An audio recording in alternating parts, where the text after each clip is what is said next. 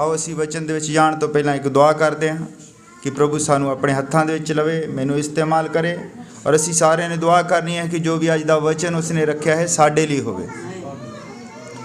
प्रभु यीशु मसीह तेरा बहुत धन्नवाद करते हैं अज दे समय लई, तू सानू इस समा दिता है और साड़ियाँ प्रार्थनावां दा उत्तर दिता है। तू गवाहियां खड़ियां करता है पिता, ताकि तेरा नाम जलाल पाए। प्रभु तू किसी मनुख नूं उच्चा नहीं चकना चाहता पिता, तू अपनी महिमा किसी नूं नहीं दिंदा, क्योंकि तू ही महिमा दे योग है पिता, तू ही सब कुछ करन दे योग है मेरे पिता।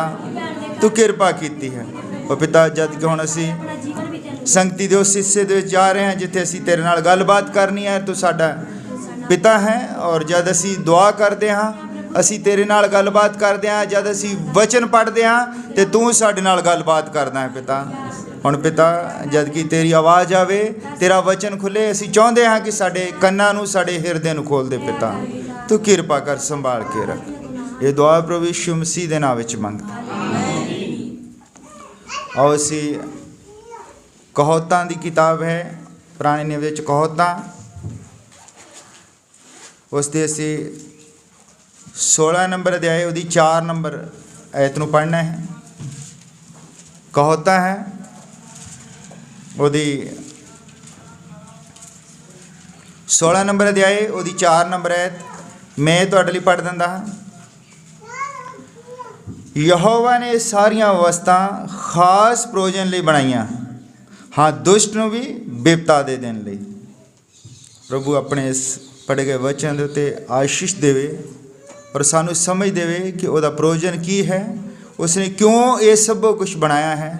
और पिता मैं तेरे अगे प्रार्थना करता हाँ, तो मेरे मुँह नूं मेरी जुबान नूं अपने कब्जे विच लै पिता।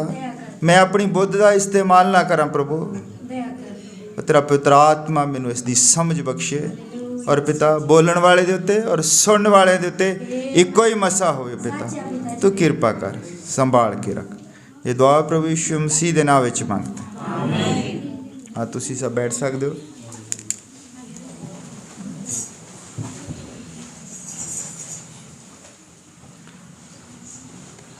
हालेलुया। हाँ मौसम अचानक खराब हो गया है, मौसम तो भी तुसीं ध्यान रखना है। जो मौसम अचानक बदली हुंदा है तो गले खराब होंदे हैं, बुखार चढ़ता है, बहुत कुछ हुंदा है। हालेलुया। तो तुसीं अपनी सेहत का भी ख्याल रखना है। अज असी कहोतां दे विच पढ़िया है कि यहोवा ने सारियां वस्तां खास प्रयोजन लई बनाईयां। हालेलुया। जद मनुख भी कुछ भी करता धरती दे उत्ते एवें नहीं करन लग पैंदा। जे मान लो घर बनाउंदा है तो वह अपने रहण दे लई बनाउंदा है। कुछ भी काम असी करते हैं तो साडा उहदे विच कोई मकसद हुंदा है। इसलिए यहोवा ने भी जो कुछ भी कीता है, जो कुछ बनाया है, उहदा मकसद है। हालेलुया। मकसद तो बिना वो कुछ भी नहीं करता। उन्हें धरती नूं बनाया, पेड़ पौधे बनाए, पंछी बनाए, सब कुछ उसने बनाया। अखीर दे विच उसने मनुख नूं भी बनाया। ये सब कुछ बनाउण दा उहदा कोई खास मकसद है। बिना मकसद तो कुछ भी नहीं करता। आप पहला तिमोथियुस उहदा 6 नंबर अध्याय 15 और 16 दे विच पढ़दे हैं, जिस नूं वो वेले सिर विखाएगा, ਜਿਹੜਾ ਧਨ ਅਤੇ ਅਦੁੱਤੀ ਸਰਵ ਸ਼ਕਤੀਮਾਨ ਹੈ, ਰਾਜਿਆਂ ਦਾ ਰਾਜਾ ਅਤੇ ਪ੍ਰਭੂਆਂ ਦਾ ਪ੍ਰਭੂ ਹੈ। ਅਮਰਤਾਈ ਇਕੱਲੇ ਉਸੇ ਦੀ ਹੈ ਅਤੇ ਉਹ ਅਣਪੁੱਜ ਜੋਤ ਵਿੱਚ ਵਸਦਾ ਹੈ ਤੇ ਮਨੁੱਖਾਂ ਵਿੱਚੋਂ ਕਿਸੇ ਉਹਨੂੰ ਨਹੀਂ ਵੇਖਿਆ, ਨਾ ਉਹ ਕਿਸੇ ਤੋਂ ਵੇਖਿਆ ਜਾ ਸਕਦਾ ਹੈ। ਉਸੇ ਦਾ ਆਦਰ ਅਤੇ ਪਰਾਕਰਮ ਸਦਾ ਹੀ ਹੋਵੇ। ਆਮੀਨ। परमेश्वर राजियां दा राजा है। हुण जद असी उन्हें सब कुछ बनाया है तो असी देखना कि उन्हें क्यों बनाया है, वो करदा की है, क्यों बनाया सब कुछ। उसने धरती पेड़ पौधे मनुख नूं क्यों बनाया है? क्योंकि परमेश्वर जिहड़ा है वो राजियां दा राजा है, सर्वशक्तिमान है। और हुण जे राजियां दा राजा है तो उहदा राज कित्थे है? हालेलुया। जे प्रभु हुण राजियां दा राजा है तो उहदा राज भी तो किते होना चाहिए ना। उहदा राज कित्थे है? जद असी ਮਤੀ ਦੀ ਅੰਜੀਲ ਉਸ ਦਾ 6 ਨੰਬਰ ਅਧਿਆਇ ਉਹਦੀ 9 ਅਤੇ 10 ਨੰਬਰ ਐਤ ਦੇ ਵਿੱਚ ਅਸੀਂ ਦੇਖਦੇ ਹਾਂ ਜਿੱਥੇ ਪ੍ਰਭੂ ਯਿਸੂ ਮਸੀਹ ਆਪਣੇ ਚੇਲਿਆਂ ਨੂੰ ਦੱਸਦਾ ਵੀ ਜਦ ਤੁਸੀਂ ਦੁਆ ਕਰਦੇ ਹੋ ਤੇ ਇਸ ਤਰੀਕੇ ਦੇ ਨਾਲ ਦੁਆ ਕਰਨੀ ਹੈ, ਹੇ ਸਾਡੇ ਪਿਤਾ ਜਿਹੜਾ स्वर्ग विच है, तेरा नाम पाक मन्या जाए, तेरा राज आए, तेरी मर्जी जी स्वर्ग विच पूरी हुंदी है जमीन उत्ते भी होवे। हुण राज उहदा कित्थे है? स्वर्ग दे विच है। इहदा मतलब भी धरती दे उत्ते उहदा राज नहीं है, क्योंकि प्रभु यीशु मसीह कह रहा कि हे साडे पिता जिहड़ा स्वर्ग दे विच है, तेरा नाम पाक मन्या जावे, तेरा राज आवे। ਇਹਦਾ मतलब भी ਉਹਦਾ ਰਾਜ ਹਜੇ ਆਇਆ नहीं है। ਹਾਲੇਲੂਇਆ। ध्यान ਦੇ ਨਾਲ ਸੁਣਨਾ है, क्योंकि ਉਹਨੇ ਇਹ ਰਾਜ ਸਥਾਪਿਤ ਕਰਨਾ है ਧਰਤੀ ਦੇ ਉੱਤੇ। ਹੁਣ ਉਹਨੇ ਰਾਜ ਧਰਤੀ ਦੇ ਉੱਤੇ ਸਥਾਪਿਤ ਕਰਨਾ ਤੇ ਜ਼ਰੂਰੀ ਹੈ ਵੀ ਪਹਿਲਾਂ ਉਹ ਧਰਤੀ ਬਣਾਵੇ, ਉਹ ਪੇੜ ਪੌਦੇ ਬਣਾਵੇ, ਉਹਨੇ ਸਭੋ ਕੁਝ ਬਣਾ ਕੇ ਤੇ ਰਾਜ ਕਰਨ ਦੇ ਲਈ ਉਹਨੇ ਪਸ਼ੂਆਂ ਪੰਛੀਆਂ ਦੇ ਉੱਤੇ ਰਾਜ ਥੋੜੀ ਕਰਨਾ, ਉਹਨੇ ਰਾਜ ਕਰਨਾ है ਮਨੁੱਖਾਂ ਤੇ। फिर उसने मनुख नूं बनाया। जब उसने मनुख नूं बना दिता तो उसने उत्पत्त 1:26 और 27 दे विच लिखिया कि परमेश्वर ने आख्या असी आदमी नूं अपने स्वरूप उत्ते और अपने वर्गा बनाईए। जिहड़ा उहने मनुख बनाया, हुण जिहदे उत्ते ने राज करना सी, उहने किदां दा बनाया? अपने स्वरूप दे उत्ते। अपने स्वरूप दे उत्ते मतलब इकल्ली शक्लो सूरत नहीं। हुण उहने एक स्वर्गी राज है और एक असी गल करनी अज धरती दे राज दी। हुण धरती दे उत्ते उन्हें राज अपना स्थापित करना है तो जरूरी है कि कुछ लोग होण जिन्हां नूं ट्रेंड करे। हुण वो इस मनुख नूं जिहड़ा उन्हें बनाया, उन्हें अपने ही वर्गा बनाया। उन्हें अंदरले पासे उहदे एक खूबी रखी कि वह राजा होवे और बंदे नूं उन्हें एक काम दिता करन दे लई। फिर जदों उन्हें हजे हवा नूं बनाया नहीं सी, उत्पत्त दे विच असीं देखते हैं, उत्पत्त 1 नंबर अध्याय, हौली हौली चलना है थोड़ा ताकि तुहानूं बाइबल बारे भी पता लग जाए। बाइबल जिहड़ी है इहनूं जानना बहुत जरूरी है। जब तक तुसीं बाइबल नूं नहीं जानते, बाइबल नूं पढ़दे नहीं, तुहानूं पता ही नहीं लगेगा कि कित्थों गल कीती जा रही है। उत्पत्त 1 नंबर अध्याय ओहदी 26 ऐत दे विच उहने लिखिया है कि परमेश्वर ने आदमी नूं अपने स्वरूप ते अपने वर्गा ही बनाया। हालेलुया। हुण जिहड़ा मनुख सीगा परमेश्वर दे स्वरूप उत्ते सी। अज दा जिहड़ा विषय है जां इहो मेरा प्रचार है, इहनूं ध्यान दे नाल तुसीं सुनना है। और उसने मनुख नूं जिहड़ा मिट्टी तो बनाया, वो 2 नंबर अध्याय ओहदी 7 दे विच बनाया।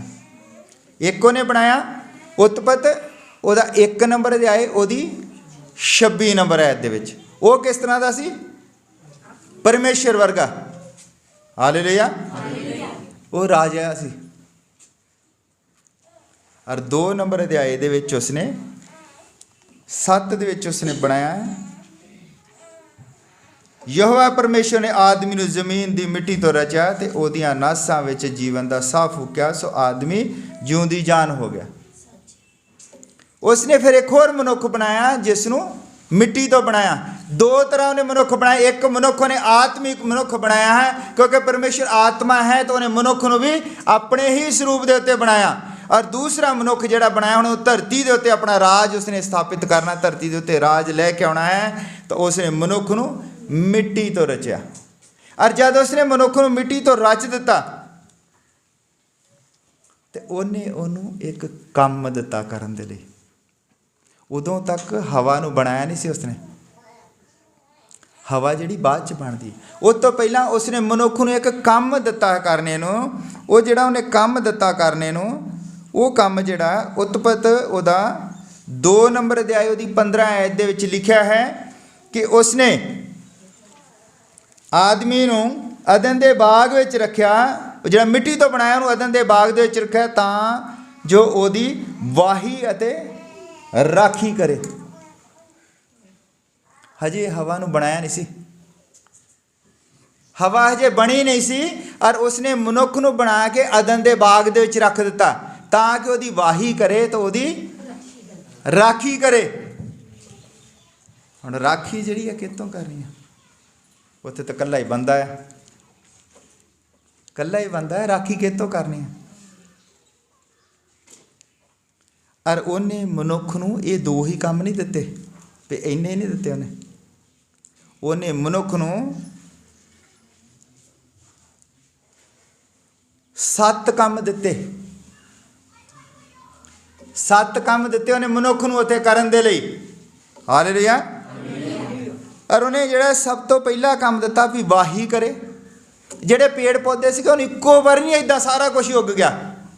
ਉਹਨੇ ਇੱਕ ਬੀਜ ਉਸ ਨੂੰ ਦਿੱਤਾ, ਬੀਜ, ਔਰ ਉਸਨੇ ਉਹ ਬੀਜ ਦਿੱਤਾ ਔਰ ਉਹ ਪੌਦਾ ਬਣਿਆ। ਉਸ ਤੋਂ ਬਾਅਦ ਫਿਰ ਗਾਂ ਤੋਂ ਗਾਂ ਉਹ ਇੱਦਾਂ ਕੰਮ ਕਰਦਾ ਗਿਆ। ਹਾਲੇਲੂਇਆ। ਪਹਿਲਾ ਕੰਮ ਸੀ ਵਾਹੀ ਕਰੇ, ਦੂਜਾ ਕੰਮ ਰਾਖੀ ਕਰੇ, ਤੀਜਾ ਸੀ ਸਿਖਾਵੇ। ਸਿਖਾਉਣਾ ਕੀ ਸੀ ਉਹਨੇ ਕਿ ਜਿੰਨੇ ਵੀ ਜਾਨਵਰ ਸੀ ਬੰਦੇ ਨੇ ਉਹਨਾਂ ਨੂੰ ਨਾਂ ਦੱਸੇ ਵੀ ਤੇਰਾ ਨਾਂ ਜਿਹੜਾ ਆਇਆ, ਤੇਰਾ ਨਾਂ ਆਇਆ। ਜਿਹੜੇ ਜਿੰਨੇ ਵੀ ਜਾਨਵਰ ਅਸੀਂ ਜਾਨਵਰ ਨੂੰ ਬੁਲਾਉਂਦੇ, ਹੁਣ ਵੀ ਅਸੀਂ ਕਿਸੇ ਜਾਨਵਰ ਦਾ ਜਿਹੜਾ ਮਰਜ਼ੀ ਨਾਂ ਰੱਖ ਕੇ ਬੁਲਾ ਦਈਏ। ਅੱਜ ਜਿੰਨੇ ਸ਼ੇਰ ਨੂੰ ਸ਼ੇਰ ਬੰਦੇ ਨੇ ਹੀ ਕਿਹਾ ਹੈ, ਹਾਥੀ ਨੂੰ ਹਾਥੀ ਬੰਦੇ ਨੇ ਹੀ ਕਿਹਾ ਹੈ। ਹਾਲੇਲੂਇਆ। ਇਹ ਬੰਦੇ ਨੇ ਉਹਨਾਂ ਨੂੰ ਸਿਖਾਇਆ ਹੈ। ਅੱਗੇ ਜਿਹੜਾ ਹੈ 5 ਨੰਬਰ ਆ ਕਿ ਬੰਦੇ ਦੀ ਜ਼ਿੰਮੇਵਾਰੀ ਸੀ ਉਹਨਾਂ ਸਾਰਿਆਂ ਦੇ ਪ੍ਰਤੀ, ਬੰਦੇ ਦੀ ਜਵਾਬਦੇਹੀ ਹੋਵੇ। To be responsible. ਬੰਦਾ ਜਿਹੜਾ ਇਹੋ ਰਿਸਪੌਂਸੀਬਲ ਸੀ ਸਾਰੇ ਉਹਦੀ ਰਾਖੀ ਕਰਨ ਦੇ ਲਈ ਵੀ। ਔਰ ਇੱਕ ਕੰਮ ਉਹਨੇ ਦਿੱਤਾ ਕਿ ਉਹ ਹਮੇਸ਼ਾ ਅਦਨ ਦੇ ਬਾਗ ਦੇ ਵਿੱਚ ਰਹੇ। ਰਾਖੀ ਦਾ ਮਤਲਬ ਇਹ ਹੋਇਆ ਵੀ ਉੱਥੇ ਰਹੇਗਾ ਤਾਂ ਰਾਖੀ ਕਰੇਗਾ। ਅਦਨ ਦੇ ਬਾਗ ਦੇ ਵਿੱਚ ਰਹੇ। ਔਰ ਇੱਕ ਕੰਮ ਜਿਹੜਾ ਆ ਉਹ ਫਿਰ ਬੰਦਾ ਇਕੱਲਾ ਨਹੀਂ ਸੀ ਕਰ ਸਕਦਾ। ਉਹ ਜਿਹੜਾ ਕੰਮ ਹੈ ਉਹ ਉਤਪਤ 28 ਨੰਬਰ ਦੇ ਵਿੱਚ ਲਿਖਿਆ ਹੈ। ਉਹ ਕੰਮ ਜਿਹੜਾ ਪਰਮੇਸ਼ਰ ਨੇ ਉਹਨਾਂ ਨੂੰ ਅਸੀਸ ਦਿੱਤੀ। ਜਦ ਉਸਨੇ ਬੰਦਾ ਬਣਾਤਾ, ਪਹਿਲੇ ਅਧਿਆਇ ਦੇ ਵਿੱਚ ਹਵਾ ਨਹੀਂ ਸੀ, ਉਹ ਇੱਕੋ ਹੀ ਬੰਦਾ ਸੀ, ਉਹਦੇ ਵਿੱਚ ਹੀ ਹਵਾ ਸੀ। ਪਰਮੇਸ਼ਰ ਨੇ ਉਹਨਾਂ ਨੂੰ ਅਸੀਸ ਦਿੱਤੀ ਅਤੇ ਪਰਮੇਸ਼ਰ ਨੇ ਉਹਨਾਂ ਨੂੰ ਆਖਿਆ ਕਿ ਫੜੋ ਔਰ ਵਧੋ ਔਰ ਧਰਤੀ ਨੂੰ ਭਰ ਦਿਓ ਅਤੇ ਉਹਨੂੰ ਆਪਣੇ ਵਸ ਵਿੱਚ ਕਰੋ ਅਤੇ ਸਮੁੰਦਰ ਦੀਆਂ ਮੱਛੀਆਂ ਔਰ ਆਕਾਸ਼ ਦੀਆਂ ਪੰਛੀਆਂ ਉੱਤੇ ਔਰ ਸਾਰੇ ਧਰਤੀ ਪਰ ਘਿਸਣ ਵਾਲਿਆਂ ਜੀਵਾਂ ਉੱਤੇ ਰਾਜ ਕਰੋ। ਇਹ ਜਿਹੜਾ ਕੰਮ ਸੀਗਾ, ਮੈਂ ਇੱਕ ਦੇ ਵਿੱਚ ਦੱਸ ਰਿਹਾ ਵੀ ਇੱਕ ਦੇ ਵਿੱਚ ਹਵਾ ਜੇ ਬਣੀ ਨਹੀਂ ਸੀ। ਉਹਨੇ ਕਿਹਾ ਕਿ ਫੜੋ ਫੁੱਲੋ ਤੇ ਧਰਤੀ ਨੂੰ ਭਰ ਦਿਓ। ਬੰਦਾ ਸਭੋ ਕੁਛ ਹੀ ਇਕੱਲਾ ਕਰ ਸਕਦਾ ਸੀ, ਸਾਰੇ ਕੰਮ ਬੰਦਾ ਇਕੱਲਾ ਕਰ ਸਕਦਾ ਸੀ। ਰਾਖੀ ਵੀ ਕਰ ਰਿਹਾ ਸੀਗਾ, ਪਸ਼ੂ ਜਾਨਵਰ ਖੇਡ ਰਿਹਾ ਸੀ, ਵਾਹੀ ਕਰ ਰਿਹਾ ਸੀ, ਸਭੋ ਕੁਛ। ਪਰ ਇੱਕ ਜਿਹੜਾ ਕੰਮ ਪਰਮੇਸ਼ਰ ਨੇ ਉਸ ਨੂੰ ਦਿੱਤਾ, ਉਹ ਕੰਮ ਉਹ ਇਕੱਲਾ ਨਹੀਂ ਸੀ ਕਰ ਸਕਦਾ। ਉਹ ਸੀਗਾ ਵਧਣਾ ਫੁੱਲਣਾ ਤੇ ਧਰਤੀ ਨੂੰ ਭਰਨਾ। ਉਹਦੇ ਲਈ ਜ਼ਰੂਰੀ ਹੈ ਕਿ ਉਹਨੂੰ ਇੱਕ ਸਹਾਇਕ ਚਾਹੀਦੀ ਸੀ। ਹਾਲੇਲੂਇਆ। ਔਰ ਮੈਂ ਤੁਹਾਨੂੰ ਦੱਸਣਾ ਚਾਹੁੰਦਾ ਹਾਂ ਕਿ ਜਿਹੜੀ ਔਰਤ ਹੈ, ਬੰਦੇ ਨੂੰ ਬੰਦਿਆਂ ਦੇ ਉੱਤੇ ਰਾਜ ਕਰਨ ਦੇ ਲਈ ਨਹੀਂ ਬਣਾਇਆ ਸੀ। ਬੰਦੇ ਨੂੰ ਰਾਜ ਕਰਨ ਲਈ ਕਿਹਨਾਂ 'ਤੇ ਬਣਾਇਆ? ਪਸ਼ੂ ਪੰਛੀਆਂ ਦੇ ਉੱਤੇ, ਜੀਵ ਜੰਤੂਆਂ ਦੇ ਉੱਤੇ, ਸਮੁੰਦਰ ਦੇ ਪੰਛੀਆਂ ਦੇ ਉੱਤੇ। ਬੰਦਾ ਬੰਦੇ ਦੇ ਉੱਤੇ ਰਾਜ ਕਰਨ ਦੇ ਲਈ ਨਹੀਂ ਬਣਿਆ ਹੈ। ਬਹੁਤ ਸਾਰੇ ਲੋਕ ਆਪਣੀ ਪਤਨੀ ਦੇ ਉੱਤੇ ਰਾਜ ਕਰਨਾ ਚਾਹੁੰਦੇ ਆ ਕਿ ਮੇਰੀ ਗੁਲਾਮ ਹੈ। ਔਰਤ ਰਾਜ ਕਰਨ ਦੇ ਲਈ ਨਹੀਂ ਬਣਾਈ ਹੈ ਪਰਮੇਸ਼ਰ ਨੇ। ਉਹ ਬੰਦੇ ਦੀ ਹੈਲਪਮੇਟ ਹੈ। ਅਗਰ ਅੱਜ ਪੂਰੀ ਧਰਤੀ ਦੇ ਉੱਤੇ 7.5 ਅਰਬ ਦੀ ਆਬਾਦੀ ਹੈ, ਕਿਹਦੀ ਮਦਦ ਦੇ ਨਾਲ ਹੈ? ਔਰਤ ਦੀ ਮਦਦ ਦੇ ਨਾਲ। ਹੈਲਪਮੇਟ ਦਾ ਮਤਲਬ ਕੀ ਹੁੰਦਾ ਹੈ? ਹੈਲਪਰ ਦਾ ਕਿ ਮੰਨ ਲਓ ਆ ਮੈਂ ਚੁੱਕਣਾ ਹੈ ਇਹਨੂੰ, ਔਰ ਮੈਂ ਇਕੱਲਾ ਨਹੀਂ ਚੱਕ ਸਕਦਾ, ਤੇ ਫਿਰ ਮੈਂ ਕਿਸੇ ਦੀ ਹੈਲਪ ਮੰਗਾਂਗਾ। ਔਰ ਫਿਰ ਉਹ ਹੈਲਪ ਜਿਹੜੀ ਆ ਉਹਦੀ ਮੰਗਾਂਗਾ ਜਿਹੜਾ ਇਹਨੂੰ ਚੱਕ ਸਕਦਾ ਹੋਵੇ, ਜਿਹੜਾ ਤਾਕਤ ਰੱਖਦਾ ਹੋਵੇ। ਬਹੁਤ ਸਾਰੇ ਲੋਕ ਕਹਿੰਦੇ ਹਨ ਕਿ ਔਰਤ ਜਿਹੜੀ ਕਮਜ਼ੋਰ ਹੈ। ਔਰਤ ਕਮਜ਼ੋਰ ਨਹੀਂ ਹੈ, ਔਰਤ ਮਨੁੱਖ ਦੀ ਕਮਜ਼ੋਰੀ ਹੈ। ਔਰਤ ਕਮਜ਼ੋਰ ਨਹੀਂ ਹੈ, ਔਰਤ ਸਭ ਕੁਝ ਕਰ ਸਕਦੀ ਹੈ। ਔਰਤ ਬੰਦੇ ਨਾਲੋਂ ਜ਼ਿਆਦਾ ਸੁਣਨ ਦੀ ਤਾਕਤ ਰੱਖਦੀ ਹੈ। ਜਦੋਂ ਬੱਚਾ ਹੁੰਦਾ ਨਾ, ਛੋਟਾ ਬੱਚਾ, ਉਸੇ ਬੈੱਡ ਦੇ ਉੱਤੇ ਬੰਦਾ ਵੀ ਸੁੱਤਾ ਹੁੰਦਾ, ਔਰਤ ਵੀ ਸੁੱਤੀ ਹੁੰਦੀ ਹੈ। ਔਰ ਬੱਚਾ ਹੌਲੀ ਦੇਣੀ ਚੀਂ ਕਰਦਾ, ਔਰਤ ਨੂੰ ਸੁਣ ਪੈਂਦਾ। ਬੰਦੇ ਨੂੰ ਨਹੀਂ ਸੁਣਦਾ, ਉਹ ਘਰਾੜੇ ਮਾਰੀ ਜਾਂਦਾ ਆਰਾਮ ਨਾਲ। ਔਰਤ ਵੱਧ ਸੁਣਨ ਦੀ ਤਾਕਤ ਰੱਖਦੀ ਹੈ। ਔਰਤ ਬੰਦੇ ਨਾਲੋਂ ਵੱਧ ਬਰਦਾਸ਼ਤ ਕਰਨ ਦੀ ਤਾਕਤ ਰੱਖਦੀ ਹੈ। ਜਦ ਇੱਕ ਬੱਚਾ ਪੈਦਾ ਹੁੰਦਾ ਹੈ, ਇੰਨੀ ਤਕਲੀਫ ਹੁੰਦੀ ਹੈ, ਪੂਰੇ ਸਰੀਰ ਦੀਆਂ 206 ਹੱਡੀਆਂ ਇਕੱਠੀਆਂ ਹੀ ਟੁੱਟ ਜਾਣ। ਜਿੰਨੀ ਤਕਲੀਫ ਹੁੰਦੀ ਆ ਉਨੀ ਤਕਲੀਫ ਔਰਤ ਬਰਦਾਸ਼ਤ ਕਰ ਸਕਦੀ ਹੈ। ਔਰਤ ਬੰਦੇ ਨਾਲੋਂ ਕਮਜ਼ੋਰ ਨਹੀਂ ਹੈ, ਔਰਤ ਬੰਦੇ ਦੀ ਕਮਜ਼ੋਰੀ ਹੈ। ਇਸ ਗੱਲ ਨੂੰ ਸਮਝਦੇ ਹੋ? ਔਰਤ ਕਮਜ਼ੋਰ ਨਹੀਂ ਹੈ, ਔਰਤ ਮਨੁੱਖ ਦੀ ਕਮਜ਼ੋਰੀ ਹੈ। ਔਰ ਜਿਹੜਾ ਸ਼ੈਤਾਨ ਸੀ, ਜਦ ਹੁਣ ਔਰਤ ਬਣ ਕੇ ਆ ਗਈ ਧਰਤੀ ਦੇ ਉੱਤੇ, ਔਰ ਸ਼ੈਤਾਨ ਨੇ ਵਾਰ ਕਿੱਥੇ ਕਰਨਾ ਹੈ? ਕਮਜ਼ੋਰੀ ਦੇ ਉੱਤੇ। ਕਿਉਂਕਿ ਬੰਦਾ ਤਾਂ ਸਟਰੋਂਗ ਹੈ, ਬੰਦੇ ਨੂੰ ਤਾਂ ਸਭੋ ਕੁਛ ਪਰਮੇਸ਼ਰ ਨੇ ਦੱਸਿਆ ਹੋਇਆ ਹੈ ਕਿ ਤੂੰ ਇੱਦਾਂ ਕਰਨਾ ਇੱਦਾਂ ਕਰਨਾ। ਔਰਤ ਨੂੰ ਨਹੀਂ ਸੀ ਦੱਸਿਆ ਕੁਛ ਵੀ। ਔਰਤ ਨੂੰ ਤਾਂ ਬੰਦਾ ਸਿਖਾਉਂਦਾ ਹੈ ਵੀ ਆਪਾਂ ਇੱਦਾਂ ਕਰਨਾ ਇੱਦਾਂ ਨਹੀਂ ਕਰਨਾ। ਪਰ ਔਰਤ ਜਿਹੜੀ ਹੈ ਉਹ ਬੰਦੇ ਦੀ ਕਮਜ਼ੋਰੀ ਹੈ। ਔਰਤ ਕਮਜ਼ੋਰ ਨਹੀਂ ਹੈ। ਔਰ ਸ਼ੈਤਾਨ ਨੇ ਬੰਦੇ ਦੀ ਕਮਜ਼ੋਰੀ ਲੱਭੀ। ਹੁਣ ਬੰਦੇ ਨੂੰ ਜਿਹੜੀ ਡਿਊਟੀ ਦਿੱਤੀ ਸੀਗੀ ਵੀ ਉਹ ਰਾਖੀ ਕਰੇ, ਉਹਦੇ ਵਿੱਚ ਹੀ ਸੀਗਾ ਉਹਨੇ ਆਪਣੀ ਔਰਤ ਦੀ ਵੀ ਰਾਖੀ ਕਰਨੀ ਸੀ। ਔਰ ਅੱਜ ਉਲਟਾ ਹੋਈ ਜਾਂਦਾ ਹੈ, ਔਰਤਾਂ ਰਾਖੀ ਕਰੀ ਜਾਂਦੀਆਂ। ਉਹ ਤੂੰ ਕਿੱਥੇ ਆ, ਕਿੱਥੇ ਆ, ਕਿੱਥੇ ਰਹਿ ਗਿਆ, ਆਹ ਫੋਨ ਕਿਹਦਾ, ਆਹ ਨੰਬਰ ਕਿਹਦਾ। ਅੱਜ ਔਰਤ ਰਾਖੀ ਕਰ ਰਹੀ ਬੰਦੇ ਦੀ। ਤੁਹਾਨੂੰ ਪਤਾ ਬੰਦੇ ਨੇ ਰਾਖੀ ਕਰਨੀ ਸੀਗੀ, ਔਰ ਰਾਖੀ ਕੌਣ ਕਰ ਰਹੀ ਹੈ? ਔਰਤ। ਔਰ ਇਹ ਜਿਹੜਾ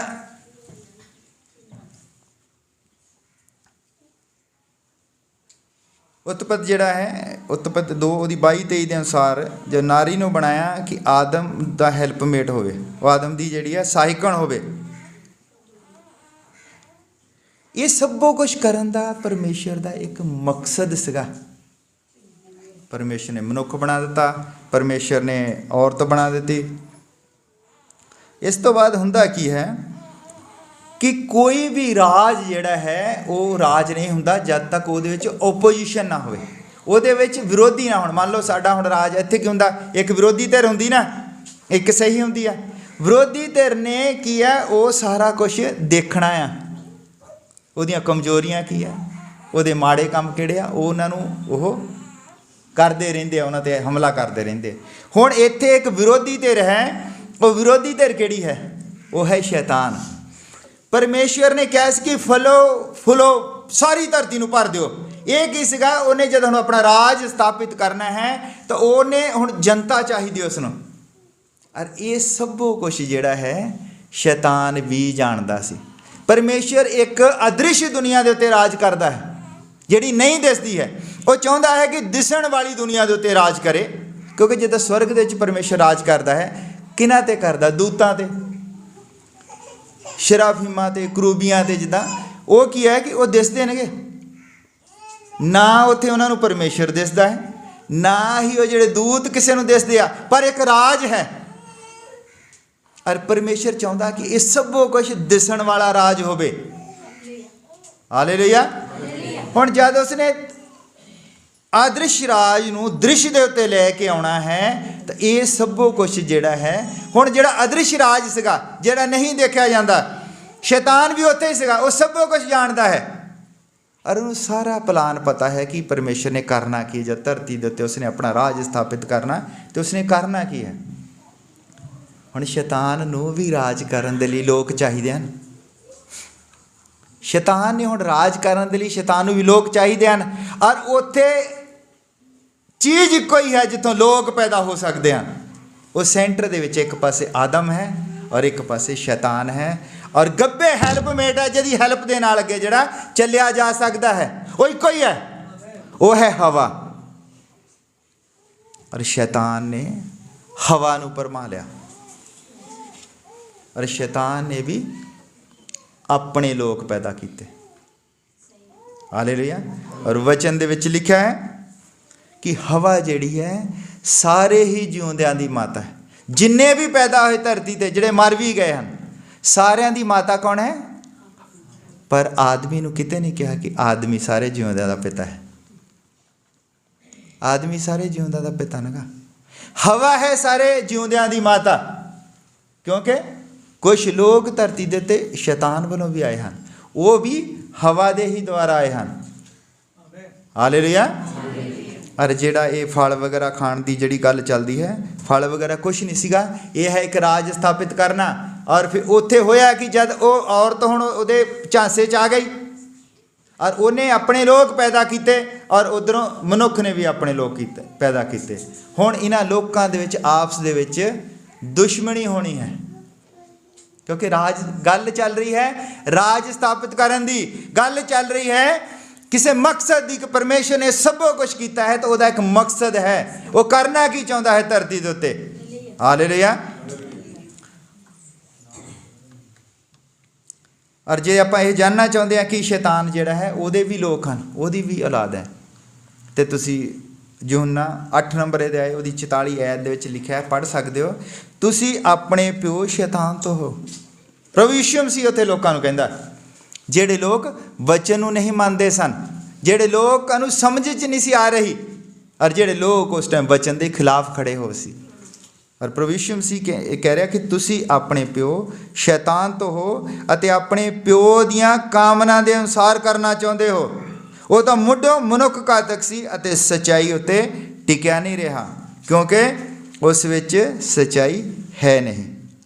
जब वो झूठ बोलता है तो वह अपनिया ही हक दा है, क्योंकि वो झूठ है अते झूठ का पतंदर है। हुण प्रभु यीशु मसीह कह रहा भी तुसी अपने पिता शैतान तो है। कह किहनूं रहा है? जिहड़े उत्थे लोग हैं, जिहड़े उहदे नाल बहस करदे आ, जिहड़े लोग उसनूं बालजबूब कहंदे हैं, जिहड़े प्रभु यीशु मसीह नूं शैतान दसदे सन, और वो कह रहा कि तुसी झूठ बोलते हो क्योंकि तुसी अपने पिता ते हो, वो झूठा है। ਇਹਦਾ मतलब भी दो तरह के लोग इस धरती उत्ते इकट्ठे इकट्ठे चलते हैं। गल की है? एक राज स्थापित करना है, और वह राज किहने लैके आना है? परमेश्वर का राज किहने लैके आना? मनुख ने। और मनुख नूं ओह ट्रेंड कर रहा सी पहले ही अदन दे बाग दे विच कि तू परमेश्वर की हजूरी दे विच रहना है, और तू इहदी राखी करनी है, तू इहदी वाही करनी है, तू लोग पैदा करने हैं ताकि उन्हां दे विच परमेश्वर राज करे। हालेलुया। हुण जद शैतान आउंदा है सीन ते शैतान जिहड़ा सब कुछ देखदा, बंदे दी ट्रेनिंग कि बंदा की करदा है,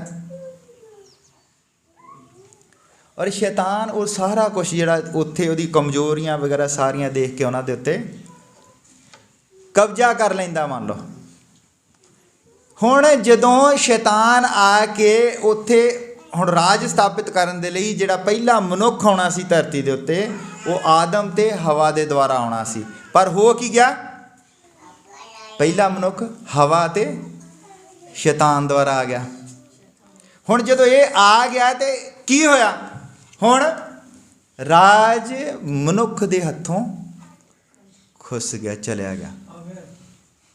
राज किथे? वो अदन दे बाग दे विच रहिंदा सी, और अदन दे बाग दे विचों उहनूं बाहर कढ दिता गया, और राज जिहड़ा है बंदे दे हत्थों चला गया।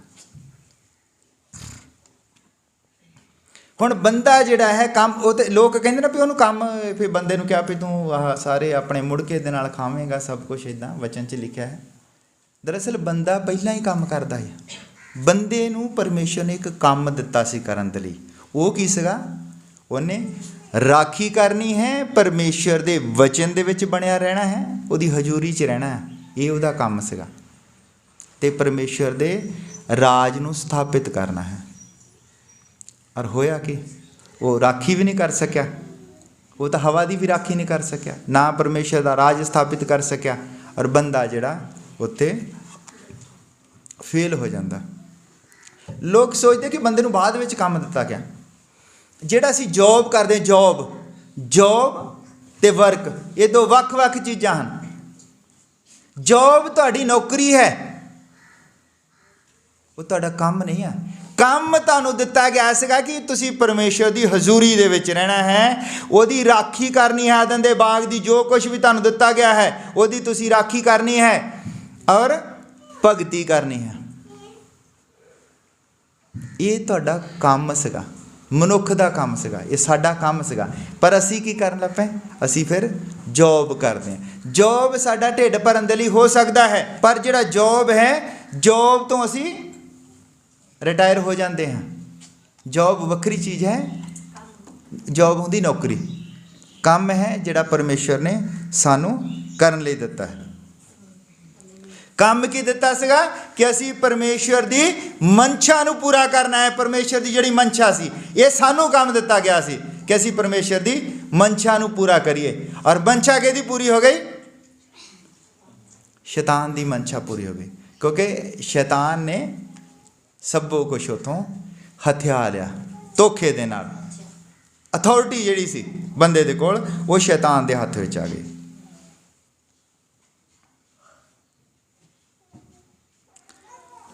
ਹੁਣ ਮੇਰਾ ਵਿਸ਼ਾ ਹੈ ਕਿ ਮਕਸਦ ਹੈ। ਪਰਮੇਸ਼ਰ ਜਿਹੜਾ ਹਰ ਕੰਮ ਨੂੰ ਕਿਸੇ ਮਕਸਦ ਲਈ ਕਰਦਾ। ਅਸੀਂ ਵੀ ਅੱਜ ਇੱਥੇ ਬੈਠੇ ਹਾਂ ਕਿਸੇ ਮਕਸਦ ਲਈ ਹਾਂ। ਸਾਡਾ ਵੀ ਸਾਰਿਆਂ ਦਾ ਕੋਈ ਮਕਸਦ ਇੱਥੇ ਆਉਣ ਦਾ, ਤੇ ਪਰਮੇਸ਼ਰ ਦਾ ਵੀ ਇੱਕ ਮਕਸਦ ਹੈ। ਹੁਣ ਪਰਮੇਸ਼ਰ ਦਾ ਜਿਹੜਾ ਮਕਸਦ ਹੈ ਉਹਨੂੰ ਤੁਸੀਂ ਸਮਝਣ ਦੇ ਲਈ ਇੱਥੇ ਹੀ ਰਹਿਣਾ, ਆਲੇ ਦੁਆਲੇ ਸੋਚ ਦੇ ਵਿੱਚ ਨਹੀਂ ਜਾਣਾ। ਕਿਸੇ ਨੇ ਸੌਣਾ ਨਹੀਂਗਾ, ਥੋੜੀ ਸੁਸਤੀ ਨੂੰ ਦੂਰ ਕਰਕੇ ਰੱਖਿਓ। ਪਰਮੇਸ਼ਰ ਕੀ ਕਰਦਾ ਹੈ? ਉਹ ਆਦ ਤੇ ਅੰਤ ਹੈ। ਪਰਮੇਸ਼ਰ ਆਦ ਹੈ ਤੇ ਉਹ ਅੰਤ ਹੈ। ਔਰ ਜੋ ਉਹ ਆਦ ਦੇ ਵਿੱਚ ਬਣਾਉਂਦਾ ਹੈ ਉਹ ਹੀ ਅੰਤ ਦੇ ਵਿੱਚ ਕਰਦਾ ਹੈ। ਔਰ ਸਾਨੂੰ ਕਈ ਵਾਰੀ ਮੈਂ ਤੁਹਾਨੂੰ ਸਮਝਾਉਣ ਦੇ ਲਈ ਇੱਕ ਦੱਸ ਰਿਹਾ ਹਾਂ ਕਿ ਮੰਨ ਲਓ ਉੱਥੋਂ ਚੀਜ਼ ਸ਼ੁਰੂ ਹੋਣੀ ਹੈ, ਉੱਥੋਂ ਪਰਮੇਸ਼ਰ ਨੇ ਉੱਥੋਂ ਸ਼ੁਰੂ ਕਰ ਦਿੱਤਾ ਔਰ ਇੱਥੇ ਅੰਤ ਹੈ। ਪਰ ਪਰਮੇਸ਼ਰ ਕਿੱਥੇ ਇੱਥੇ ਅੰਤ ਤੇ ਹੈ। ਔਰ ਸਾਨੂੰ ਕੀ ਦਿਸਣਾ? ਅੰਤ ਜਿਹੜਾ ਹੈ ਉਹ ਸਾਨੂੰ ਪਹਿਲਾਂ ਦਿਸਣਾ ਹੈ। ਸ਼ੁਰੂਆਤ ਜਿਹੜੀ ਹੈ ਉਹ ਸਾਨੂੰ ਬਾਅਦ 'ਚ ਦਿਸਣੀ ਹੈ। ਸਾਨੂੰ ਅੰਤ ਦਿਸਣਾ ਹੈ ਪਹਿਲਾਂ। ਔਰ ਮੈਂ ਪਿਛਲੇ ਪ੍ਰਚਾਰ ਦੇ ਵਿੱਚ ਵੀ ਕਿਹਾ ਹੈ, ਜੋ ਬੰਦਾ ਅੰਤ ਦੇ ਵਿੱਚ ਹੋਵੇਗਾ ਉਹੋ ਹੀ ਉਹ ਸ਼ੁਰੂਆਤ ਦੇ ਵਿੱਚ ਹੁੰਦਾ ਹੈ। ਹਾਲੇਲੂਇਆ। ਤੇ ਮੈਂ ਤੁਹਾਨੂੰ ਇੱਕ ਗੱਲ ਦੱਸਣੀ ਚਾਹੁੰਦਾ ਕਿ ਅੱਜ ਪ੍ਰਭੂ ਯਿਸੂ ਮਸੀਹ ਕੀ ਹੈ। ਅੱਜ ਪ੍ਰਭੂ ਯਿਸੂ ਮਸੀਹ ਕੀ ਹੈ? ਅੱਜ ਪ੍ਰਭੂ ਯਿਸੂ ਮਸੀਹ ਆਤਮਾ ਹੈ। ਔਰ ਸ਼ੁਰੂ ਦੇ ਵਿੱਚ ਕੀ ਸੀਗਾ? ਹਾਲੇਲੂਇਆ। ਸ਼ੁਰੂ ਦੇ ਵਿੱਚ ਵੀ ਆਤਮਾ ਹੀ ਸੀਗਾ। ਜੋ ਅੰਤ ਦੇ ਵਿੱਚ ਹੈ ਉਹੋ ਹੀ ਸ਼ੁਰੂ ਦੇ ਵਿੱਚ ਹੋਵੇਗਾ। ਇਹ ਇੱਕ ਪ੍ਰੋਸੈਸ ਹੈ, ਇੱਕ ਕੰਮ ਹੈ। ਇਸ ਕੰਮ ਨੂੰ ਤੁਸੀਂ ਅੱਜ ਸਮਝਣਾ। ਮੰਨ ਲਓ ਕਿ ਇੱਕ ਦਾਣਾ ਹੈ, ਕਣਕ ਦਾ ਦਾਣਾ ਹੈ, ਜਿਹੜਾ ਅੱਜ ਸਾਡੇ ਹੱਥ ਦੇ ਵਿੱਚ ਦਾਣਾ ਹੈ। ਇਹ ਪਹਿਲਾਂ ਵੀ ਦਾਣਾ ਸੀ। ਜਦੋਂ ਖੇਤ ਦੇ ਵਿੱਚ ਦੱਬਿਆ ਜਾਂਦਾ ਹੈ, ਉੱਥੇ ਮਰ ਜਾਂਦਾ ਹੈ, ਇੱਕ ਪੌਦਾ ਬਣ ਕੇ ਉੱਗਦਾ ਹੈ, ਤਾਂ ਫਿਰ ਉਹ ਦਾਣਾ ਬਣਦਾ ਹੈ। ਇੱਦਾਂ ਹੀ ਪ੍ਰਭੂ ਯਿਸੂ ਮਸੀਹ ਜਿਹੜਾ ਹੈ ਉਹ ਅੱਜ ਆਤਮਾ ਹੈ। ਉਹ ਆਤਮਾ ਹੀ ਸੀ। ਉਹ ਇੱਕ ਪ੍ਰੋਸੈਸ ਦੇ ਵਿੱਚ ਦੀ ਆਇਆ। ਉਸਨੇ ਕੀ ਕੀਤਾ? ਮਨੁੱਖ ਬਣਿਆ ਔਰ ਮਰਿਆ, ਦੱਬਿਆ ਗਿਆ ਔਰ ਫਿਰ ਉਹ ਆਤਮਾ ਬਣ ਗਿਆ। ਹਾਲੇਲੂਇਆ। ਅਸੀਂ ਜੋ ਅੱਜ ਇੱਥੇ ਹਾਂ, ਅਸੀਂ ਇੱਕ ਪ੍ਰੋਸੈਸ ਦੇ ਵਿੱਚ ਹਾਂ। ਇਹ ਸਾਡਾ ਗਵਲੇ ਪੀਰੀਅਡ ਦੇ ਵਿੱਚ ਅਸੀਂ ਚੱਲ ਰਹੇ ਹਾਂ। ਅਸੀਂ ਕੀ ਸੀਗੇ? ਉਤਪਤ 1 ਅਧਿਆਏ ਉਹਦੀ 26 ਦੇ ਅਨੁਸਾਰ ਅਸੀਂ ਕੀ ਸੀਗੇ? ਅਸੀਂ ਇੱਕ ਥਿਓਫੈਨੀ ਬੋਡੀ ਸੀਗੇ ਜਿਹੜੀ ਪਰਮੇਸ਼ਰ ਦੇ ਵਿਚਾਰਾਂ ਦੇ ਵਿੱਚ ਸੀ। ਔਰ ਜਦ ਅਸੀਂ ਉਠਾਏ ਜਾਣਾ ਹੈ, ਕਿੱਦਾਂ ਉਠਾਏ ਜਾਣਾ ਹੈ? ਅਸੀਂ ਉਹ ਹੀ ਬੋਡੀ ਹੋਣੀ ਹੈ ਜਿਹੜੀ ਬੋਡੀ ਦੇ ਵਿੱਚ ਉਹਨੇ ਸਾਨੂੰ ਬਣਾਇਆ ਸੀਗਾ। ਆ ਜਿਹੜਾ ਸਾਡਾ ਸੀ ਇੱਕ ਪ੍ਰੋਸੈਸ ਦੇ ਵਿੱਚ ਦੀ ਨਿਕਲ ਰਹੇ ਹਾਂ। ਅਸੀਂ ਇੱਕ ਕੰਮ ਦੇ ਵਿੱਚ ਦੀ ਨਿਕਲ ਰਹੇ ਹਾਂ। ਉਹਨੇ ਸਾਨੂੰ ਇੱਕ ਕੰਮ ਦਿੱਤਾ ਹੈ ਕਿ ਅਸੀਂ ਉਸ ਥਿਓਫੈਨੀ ਬੋਡੀ ਨੂੰ ਪ੍ਰਾਪਤ ਕਰਨਾ ਹੈ। ਤੇ ਜ਼ਰੂਰੀ ਹੈ ਅਸੀਂ ਪਰਮੇਸ਼ਰ ਦੀ ਹਜ਼ੂਰੀ ਦੇ ਵਿੱਚ ਬਣੇ ਰਹੀਏ, ਅਸੀਂ ਰਾਖੀ ਕਰੀਏ। ਹਾਲੇਲੂਇਆ। ਜਿਹੜਾ ਮਨੁੱਖ ਹੈ ਉਸਨੇ ਇਹਨੂੰ ਇੱਕ ਪ੍ਰੋਸੈਸ ਦੇ ਵਿੱਚ ਦੀ ਲੈ ਕੇ ਜਾ ਰਿਹਾ। ਇਹ ਕੰਮ ਹੈ ਜਿਹੜਾ ਉਹਨੇ ਕੰਮ ਦਿੱਤਾ ਹੈ ਸਾਨੂੰ ਕਰਨ ਦੇ ਲਈ। ਉਹਦਾ ਮਕਸਦ ਹੈ।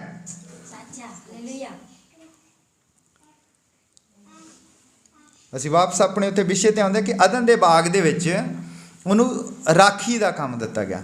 ਉਤਪਤ 3 ਉਹਦੀ 24 ਦੇ ਅਨੁਸਾਰ ਉਸਨੇ ਆਦਮੀ ਨੂੰ ਫਿਰ ਕੱਢ ਦਿੱਤਾ ਤੇ ਉਸੇ ਅਦਨ ਦੇ ਬਾਗ ਦੇ ਚੜ੍ਹਦੇ ਪਾਸੇ ਫਿਰ ਉਸਨੇ ਦੂਤਾਂ ਦਾ ਪਹਿਰਾ ਲਾ ਦਿੱਤਾ।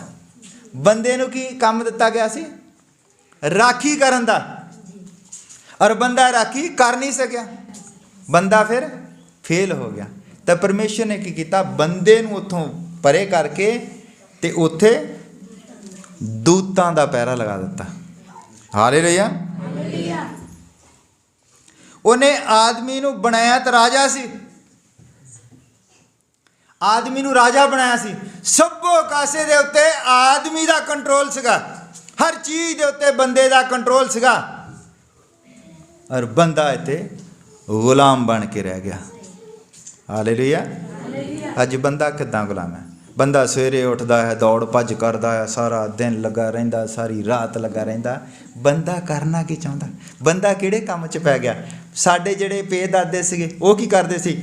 ਉਹ ਛੋਟੇ ਹੁੰਦੇ ਸੀ, ਚੱਲ ਦੌੜ ਸਕੂਲੇ, ਚੱਲ ਦੌੜ ਸਕੂਲੇ। ਉਸ ਤੋਂ ਬਾਅਦ ਪੜ੍ਹ ਲੈ ਕੇ ਵਿਆਹ ਹੋ ਗਿਆ, ਫਿਰ ਬੱਚੇ ਪੈਦਾ ਹੋ ਗਏ। ਉਸ ਤੋਂ ਬਾਅਦ ਅਸੀਂ ਵੀ ਚੱਲ ਦੌੜ ਸਕੂਲੇ, ਚੱਲ ਦੌੜ ਸਕੂਲੇ, ਵਿਆਹ ਹੋ ਗਿਆ, ਗਾਂ ਬੱਚੇ ਪੈਦਾ ਹੋ ਗਏ। ਹੁਣ ਉਹਨਾਂ ਨੇ ਵੀ ਚੱਲ ਦੌੜ। ਬੰਦਾ ਕਿਹੜੀ ਦੌੜ 'ਚ ਲੱਗਾ ਹੈ? ਬੰਦੇ ਦੀ ਇਹ ਦੌੜ ਥੋੜੀ ਸੀ ਕਿ ਵੀ ਬਸ ਤੂੰ ਦੌੜਾ ਚੱਲ, ਤੂੰ ਦੌੜਾ ਹੀ ਰਹਿ। ਬੰਦੇ ਦੀ ਇਹ ਦੌੜ ਨਹੀਂ ਸੀ। ਬੰਦੇ ਨੇ ਪਰਮੇਸ਼ਰ ਦੀ ਹਜ਼ੂਰੀ ਦੇ ਵਿੱਚ ਬਣਨਾ ਸੀ। ਬੰਦੇ ਨੇ ਪਰਮੇਸ਼ਰ ਦੇ ਲਈ ਕੋਈ ਕੰਮ ਦਿੱਤਾ ਸੀ ਉਹਨੂੰ ਕਰਨ ਦੇ ਲਈ, ਔਰ ਬੰਦਾ ਦੂਸਰੇ ਹੀ ਕੰਮਾਂ 'ਚ ਲੱਗ ਗਿਆ। ਅੱਜ ਬੰਦਾ ਗੁਲਾਮ ਬਣ ਕੇ ਰਹਿ ਗਿਆ। ਔਰ ਉਹ ਗੁਲਾਮ ਹੋਣ ਦੀ ਇੱਕ ਵਜ੍ਹਾ ਕੀ ਹੈ? ਕਿ ਸ਼ੈਤਾਨ ਨੇ ਜਿਹੜਾ ਕੀਤਾ ਹੈ, ਸ਼ੈਤਾਨ ਨੇ ਬੰਦੇ ਦੇ ਇੱਕ ਕਮਜ਼ੋਰੀ ਹੈ। ਬੰਦੇ ਨੂੰ ਮਰਨ ਦੇ ਲਈ ਜਿਹੜੀ ਚੀਜ਼ ਸੀਗੀ, ਸ਼ੈਤਾਨ ਨੇ ਉਹੋ ਹੀ ਚੀਜ਼ ਚੁੱਕ ਲਈ। ਹਾਲੇਲੂਇਆ। ਬੰਦਾ ਕਦੀ ਫੇਲ ਨਹੀਂ ਹੁੰਦਾ। ਉਹਦੇ ਵਿੱਚ ਸ਼ੈਤਾਨ ਨੇ ਔਰਤ ਦਾ ਇੱਕ ਪੱਖ ਰੱਖਿਆ ਹੈ। ਬੰਦਾ ਮਰਦਾ ਕਿੱਦਾਂ?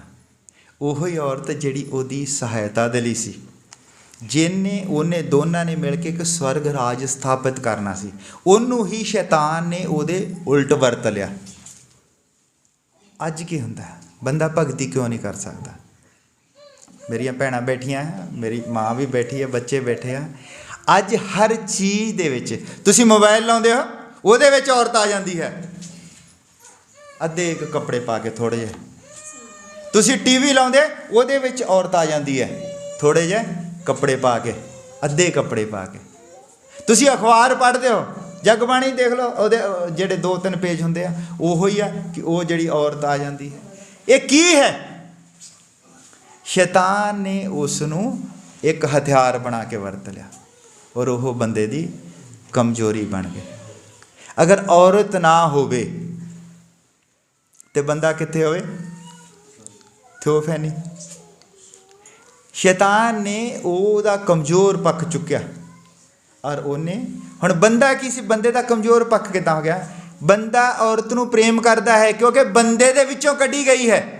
ਔਰ ਵਚਨ ਦੇ ਵਿੱਚ ਲਿਖਿਆ, ਉਤਪਤ ਦੇ ਵਿੱਚ ਉਹਦਾ 2 ਨੰਬਰ ਅਧਿਆਇ ਉਹਦੀ 22 ਨੰਬਰ ਐਤ ਦੇ ਵਿੱਚ ਲਿਖਿਆ ਹੈ, ਤਾਂ ਯਹੋਵਾ ਪਰਮੇਸ਼ਰ ਨੇ ਉਸ ਪਸਲੀ ਤੋਂ ਜਿਹੜੀ ਉਹਨੇ ਆਦਮੀ ਵਿੱਚੋਂ ਕੱਢੀ, ਇੱਕ ਨਾਰੀ ਬਣਾਈ ਅਤੇ ਉਸ ਨੂੰ ਆਦਮੀ ਕੋਲ ਲਾਇਆ। ਤਾਂ ਆਦਮੀ ਨੇ ਆਖਿਆ ਕਿ ਇਹ ਹੁਣ ਮੇਰੀਆਂ ਹੱਡੀਆਂ ਵਿੱਚ ਹੱਡੀ ਹੈ ਅਤੇ ਮੇਰੇ ਮਾਸ ਵਿੱਚ ਮਾਸ ਹੈ, ਸੋ ਇਹ ਇਸ ਕਾਰਨ ਨਾਰੀ ਅਖਵਾਏਗੀ ਜੋ ਇਹ ਨਰ ਵਿੱਚੋਂ ਕੱਢੀ ਗਈ ਹੈ। ਬੰਦਾ ਜਿਹੜਾ ਹੈ, ਉਹਦੇ ਸਰੀਰ, ਬੰਦੇ ਨੂੰ ਕੀ ਬਣਾਇਆ ਸੀਗਾ? ਥਿਓਫੈਨੀ। ਬੰਦਾ ਕੀ ਸੀਗਾ? ਬੰਦਾ ਪਰਮੇਸ਼ਰ ਵਰਗਾ ਹੀ ਸੀ। ਬੰਦਾ ਪਰਮੇਸ਼ਰ ਹੀ ਸੀ ਇੱਕ ਹਿਸਾਬ ਦਾ। ਬੰਦੇ ਨੂੰ ਕੀ ਕੀਤਾ? ਉਹਦੇ ਵਿੱਚੋਂ ਉਹਦਾ ਥੋੜ੍ਹਾ ਜਿਹਾ ਹਿੱਸਾ ਕੱਢ ਲਿਆ। ਬੰਦਾ ਕੀ ਹੋ ਗਿਆ? ਕਮਜ਼ੋਰ ਹੋ ਗਿਆ। ਬੰਦਾ ਹੁਣ ਆਪਣੀ ਉਸ ਕਮਜ਼ੋਰੀ ਨੂੰ ਭਰਪਾਈ ਕਰਨ ਦੇ ਲਈ ਸਾਰਾ ਜੀਵਨ ਔਰਤ ਨੂੰ ਹੀ ਪ੍ਰਾਪਤ ਕਰਨ 'ਤੇ ਲੱਗਾ ਰਹਿੰਦਾ। ਇਹ ਦੁਨੀਆ ਦੇ ਵਿੱਚ ਵੱਡੇ ਵੱਡੇ ਹੋਟਲ, ਸੋਹਣੀਆਂ ਸੋਹਣੀਆਂ ਗੱਡੀਆਂ, ਵਧੀਆ ਤੋਂ ਵਧੀਆ ਬੈੱਡ, ਹਰ ਚੀਜ਼ ਜਿਹੜੀ ਸੁੰਦਰਤਾ, ਵਧੀਆ ਤੋਂ ਵਧੀਆ ਜਿਹੜੇ ਸਲੂਨ, ਹਰ ਚੀਜ਼ ਵਧੀਆ ਤੋਂ ਵਧੀਆ ਕੱਪੜੇ, ਹਰ ਚੀਜ਼ ਜਿਹੜੀ ਹੈ ਬੰਦਾ ਪ੍ਰਾਪਤ ਕਰਦਾ ਹੈ। ਤਾਂ ਆਖਰ ਉਹ ਦੇਣੀ ਕਿਹਨੂੰ ਚਾਹੁੰਦਾ ਹੈ? ਇਹ ਸਭ ਕੁਝ ਬੰਦਾ ਪ੍ਰਾਪਤ ਕਰਕੇ ਦੇਣਾ ਕਿਹਨੂੰ ਚਾਹੁੰਦਾ ਹੈ? ਔਰਤ ਨੂੰ। ਬੰਦਾ ਗੁਲਾਮ ਬਣ ਕੇ ਰਹਿ ਗਿਆ। ਬੰਦਾ ਇਸ ਲਈ ਨਹੀਂ ਬਣਾਇਆ ਸੀ, ਉਹ ਕਰਨਾ ਤਾਂ ਦੋਨਾਂ ਨੇ ਸੀਗਾ ਰਲ ਕੇ ਪਰਮੇਸ਼ਰ ਦਾ ਕੰਮ। ਭਗਤੀ ਤਾਂ ਉਸਨੇ ਕਰਨੀ ਸੀਗੀ, ਪਰਮੇਸ਼ਰ ਦੀ ਭਗਤੀ ਕਦੀ ਕਰਨ ਲੱਗ ਪਿਆ? ਬੰਦਾ ਔਰਤ ਦੀ ਭਗਤੀ ਕਰਦਾ ਹੈ। ਇਸੇ ਚੀਜ਼ ਚੋਂ ਕੱਢਣ ਦੇ ਲਈ ਵੀ ਬੰਦਾ ਔਰਤ ਦੀ ਭਗਤੀ ਕਰਦਾ, ਇਸ ਚੀਜ਼ ਚੋਂ ਕੱਢਣ ਦੇ ਲਈ ਪਰਮੇਸ਼ਰ ਨੇ ਇੱਕ ਹੋਰ ਇੰਤਜ਼ਾਮ ਕੀਤਾ। ਹੁਣ ਜਦ ਉਧਰਲੇ ਪਾਸੇ ਵੰਸ਼ ਚੱਲ ਪਿਆ, ਸ਼ੈਤਾਨ ਦਾ ਵੰਸ਼, ਔਰ ਇਹ ਜਿਹੜੀ ਔਰਤ ਹੈ ਜਿਹਨੂੰ ਸ਼ੈਤਾਨ ਨੇ ਵਰਤਿਆ ਹਥਿਆਰ ਬਣਾ ਕੇ, ਪਰਮੇਸ਼ਰ ਕਹਿੰਦਾ ਇਹ ਹੈ ਹੀ ਔਰਤ, ਇਹਦਾ ਹੀ ਵੰਸ਼ ਤੇਰੇ ਖਾਤਮੇ ਦਾ ਕਾਰਨ ਹੋਵੇਗਾ। ਹਾਲੇਲੂਇਆ। ਤੇ ਉਹਦਾ ਵੰਸ਼ ਆਉਂਦਾ, ਫਿਰ ਔਰਤ ਦਾ ਵੰਸ਼ ਉਹ ਆਉਂਦਾ ਹੈ ਪ੍ਰਭੂ ਯਿਸੂ ਮਸੀਹ। ਹਾਲੇਲੂਇਆ। ਜਿਹੜਾ ਉਸ ਪ੍ਰੋਸੈਸ ਦੇ ਵਿੱਚ ਦੀ ਨਿਕਲ ਕੇ ਨਹੀਂ ਬਣਿਆ, ਜਿਹੜਾ ਸ਼ੈਤਾਨ ਨੇ ਉਹਨਾਂ ਨੂੰ ਦੱਸਿਆ। ਉਹ ਇੱਕ ਸ਼ਾਹੀ ਵੰਸ਼ ਆਉਂਦਾ ਹੈ, ਉਸੇ ਹੀ ਔਰਤ ਦਾ ਵੰਸ਼ ਆਉਂਦਾ ਹੈ ਜਿਹੜੀ ਔਰਤ ਨੂੰ ਸ਼ੈਤਾਨ ਨੇ ਇਸਤੇਮਾਲ ਕਰ ਲਿਆ, ਜਿਹੜੀ ਔਰਤ ਨੂੰ ਉਹਨੇ ਭਰਮਾ ਲਿਆ, ਜਿਹੜੀ ਔਰਤ ਮਨੁੱਖ ਦੇ ਖਿਲਾਫ ਖੜੀ ਹੋ ਗਈ ਹਮੇਸ਼ਾ, ਉਸੇ ਹੀ ਔਰਤ ਦਾ ਫਿਰ ਵੰਸ਼ ਆਉਂਦਾ ਹੈ ਔਰ ਉਹ ਹੈ ਪ੍ਰਭੂ ਯੀਸ਼ੂ ਮਸੀਹ। ਔਰ ਫਿਰ ਉਸੇ ਹੀ ਸ਼ੈਤਾਨ ਨੂੰ ਟੱਕਰਦਾ, ਕਹਿੰਦਾ ਸ਼ੈਤਾਨ ਤੇਰਾ ਡੰਗ ਕਿੱਥੇ। ਸ਼ੈਤਾਨ ਜਿਹੜੀ ਮੌਤ ਲੈ ਕੇ ਆਇਆ औरत ਦੇ थ्रू ਲੈ ਕੇ ਆਇਆ और वो भी औरत ਦੇ थ्रू ही जीवन लेके आ गया और उसने क्या कि मौत तेरा डंग किथे है। हालेलुया।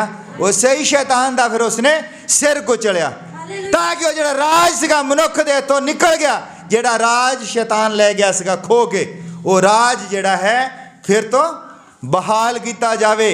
हालेलुया। औरत अपनी स्थिति नूं समझ सके कि मैं शैतान तो इस्तेमाल हो गई हाँ और मैनू हुण शैतान दोबारा इस्तेमाल ना करे। हालेलुया। हुण दोने ही मनुख ते औरत दोने मिल के उहदी भगती दे विच उहदी हजूरी दे विच बैठे हन तो फिर की हुंदा, फिर वो इक्को ही दे बनदे हन। कलीसिया की है, कलीसिया दे है और इक्को ही दे बन जाए। फिर उत्ते पति पत्नी भी होवे चाहे भैन भरा सब कुछ इक्को ही दे बन जाते। असी वो दे ਜਿਹੜੀ ਦੇਹ ਜਿਹੜੀ ਸ਼ੈਤਾਨ ਨੇ ਖਲਾਰ ਸੁੱਟੀ ਸੀ, ਉਹ ਜਿਹੜੀ ਥਿਓਫੈਨੀ ਦੇਹ ਸੀ ਜਿਹਦੇ ਵਿੱਚ ਹੀ ਨਰ ਨਾਰੀ ਸੀ, ਉਸ ਦੇਹ ਨੂੰ ਸ਼ੈਤਾਨ ਨੇ ਬਰਬਾਦ ਕਰਨ ਦੀ ਕੋਸ਼ਿਸ਼ ਕੀਤੀ ਔਰ ਪਰਮੇਸ਼ਰ ਉਸ ਪ੍ਰੋਸੈਸ ਦੇ ਵਿੱਚ ਲਿਆ ਕੇ ਉਸੇ ਹੀ ਦੇਹ ਨੂੰ ਫਿਰ ਦੁਬਾਰਾ ਬਣਾਉਂਦਾ ਹੈ। ਹਾਲੇਲੂਇਆ। ਇਹ ਪ੍ਰੋਸੈਸ ਹੈ, ਇਹ ਉਹਦਾ ਮਕਸਦ ਹੈ। ਇਹ ਧਰਤੀ ਦੇ ਉੱਤੇ ਜੋ ਕੁਛ ਵੀ ਹੋਇਆ ਇਹਦਾ ਕੁਛ ਵੀ ਐਸੇ ਨਹੀਂ ਹੋਈ ਜਾਂਦਾ, ਹਰ ਕੰਮ ਦਾ ਇੱਕ ਮਕਸਦ ਹੈ। हालेलुया। परमेश्वर ने ये सारा काम जो भी किया है एक मकसद के तहत किया है, क्योंकि वो अज कल तो युगो युग कोई जिहा है। जो वो आत्मा सी उस टाइम जब उसने मनुख को आत्मा रूप बनाया तो आप भी आत्मा सी, तो चाहता है कि एक दिन मैं पिता विच पिता मेरे विच, इसी तरह मैं तुहाडे विच ते तुसी मेरे विच होवगे। फिर ओहो ही बॉडी जिहड़ी परमेश्वर दी बॉडी जिहड़ा परमेश्वर दा शरीर है ओहो ही शरीर फिर साडा होवेगा। ये सब कुछ उहदा करन दा एक मकसद है। अगर तुसी इस मकसद तो अलावा कोई होर मकसद दे लई हो फिर तुसी कहदे हो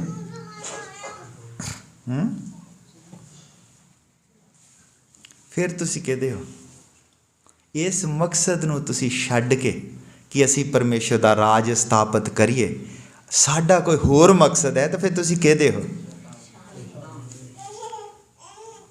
हालेलुया।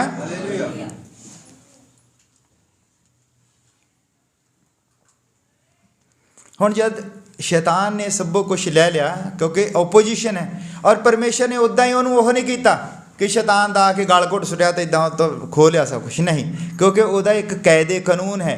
जो कोई राज हुंदा राज का एक कानून हुंदा है, वो कानून के अनुसार ही उसने वापस लेना है। हालेलुया। क्योंकि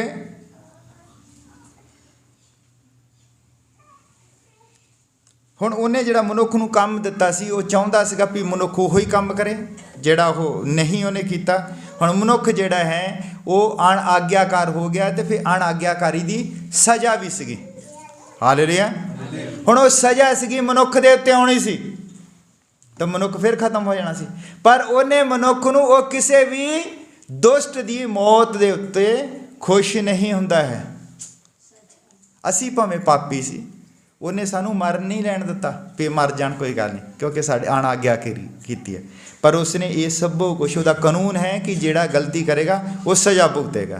तो उसने की किया सानू सज़ा नहीं दी, साडियां गलतियां उसने अपने उपर चुक के सलीब दे उत्ते टंग दित्तियां। हालेलुया। क्योंकि तीतस ਉਹਦਾ 2 नंबर 24 ਦੇ ਚ जिसने अपने आप ਨੂੰ ਸਾਡੇ ਲਈ ਦੇ ਦਿੱਤਾ ਵੀ ਸਾਡੇ ਇੱਕ ਧਰਮ ਤੋਂ ਸਾਡਾ ਨਿਸਤਾਰਾ ਕਰੇ ਅਤੇ ਖਾਸ ਆਪਣੇ ਲਈ ਇੱਕ ਕੌਮ ਨੂੰ ਪਾਕ ਕਰੇ ਜੋ ਸ਼ੁਭ ਕਰਮਾਂ ਲਈ ਸਰਗਰਮ ਹੋਵੇ। ਉਹ ਇੱਕ ਕੌਮ ਚਾਹੁੰਦਾ ਹੈ, ਇੱਕ ਕੁਛ ਲੋਕ ਚਾਹੁੰਦਾ ਹੈ ਕਿ ਜਿਹੜੇ ਸ਼ੁਭ ਕਰਮ ਕੀ ਹੈ। आज जो कुछ भी असी करी जाने सवेरे उठ के कपड़े धोले रोटियां पका लिया खाना बना लिया घर झाड़ लिया ये सब कुछ कर लिया, ये कर्म ये शुभ कर्म ये होर चीज़ां हैं। पर परमेश्वर का काम है कि वह भगती करे, जिहड़ी भैन है भगती करे तो उधरले पासों ਜਿਹੜਾ ਬੰਦਾ ਦੂਜੇ ਪਾਸੇ ਹੈ, ਸ਼ੈਤਾਨ ਵਾਲੇ ਪਾਸੇ, ਉਹਨੂੰ ਆਪਣੇ ਵੱਲ ਖਿੱਚ ਕੇ ਲਿਆਵੇ। ਇਹ ਕੰਮ ਹੈ ਉਹਦਾ। ਉਹ ਗਵਾਹੀ ਦੇਵੇ, ਉਹ ਭਗਤੀ ਕਰੇ। ਔਰ ਬੰਦੇ ਦਾ ਕੰਮ ਹੈ ਕਿ ਬੰਦਾ ਜਿਹੜਾ ਹੈ ਉਹ ਪ੍ਰਚਾਰ ਕਰੇ, ਬੰਦਾ ਦੱਸੇ ਕਿ ਅਸੀਂ ਇੱਥੇ ਕਿਉਂ ਹਾਂ, ਇਹ ਕੀ ਹੋਇਆ ਹੈ, ਅਸੀਂ ਗੁਲਾਮੀ ਦੇ ਵਿੱਚ ਕਿਉਂ ਚਲ ਗਏ ਹਾਂ। ਸਾਡਾ ਇੱਕ ਰਾਜ ਹੈ, ਸਵਰਗੀ ਰਾਜ। ਅਸੀਂ ਉਹ ਰਾਜ, ਇਹ ਧਰਤੀ ਜਿਹੜੀ ਸਾਡੀ ਵਿਰਾਸਤ ਸੀ, ਬੰਦੇ ਨੂੰ ਦਿੱਤੀ ਗਈ ਸੀ ਬਣਾ ਕੇ ਕਿ ਬੰਦਾ ਧਰਤੀ ਦੇ ਉੱਤੇ ਰਾਜ ਕਰੇ। ਔਰ ਰਾਜ ਕੌਣ ਕਰਨ ਲੱਗ ਪਿਆ? ਸ਼ੈਤਾਨ। ਇਹ ਸ਼ੈਤਾਨ ਦੇ ਕੋਲੋਂ ਧਰਤੀ ਜਿਹੜੀ ਲੈਣੀ ਹੈ, ਅਸੀਂ ਲੈਣੀ ਹੈ। ਇਹ ਸਾਡੀ ਵਿਰਾਸਤ ਹੈ, ਇਹ ਸਾਨੂੰ ਦਿੱਤੀ ਜਾਣੀ ਹੈ ਧਰਤੀ। ਅਸੀਂ ਇਸ ਧਰਤੀ ਦੇ ਉੱਤੇ ਹਜ਼ਾਰਾਂ ਹਜ਼ਾਰਾਂ ਸਾਲ ਰਹਿਣਾ ਹੈ। ਆ ਇੰਨਾ ਕੁ ਜੀਵਨ ਨਗਾ ਕਿ 30 ਸਾਲ ਚਲੇ 50 ਸਾਲ ਇੱਦਾਂ ਨਗਾ। ਇਸ ਧਰਤੀ ਦੇ ਉੱਤੇ ਤੁਸੀਂ ਰਹਿਣਾ ਹੈ ਹਜ਼ਾਰਾਂ ਹਜ਼ਾਰਾਂ ਸਾਲ ਰਾਜ। ਇਹ ਧਰਤੀ ਤੁਹਾਨੂੰ ਦਿੱਤੀ ਗਈ ਹੈ। ਹਾਲੇਲੂਇਆ।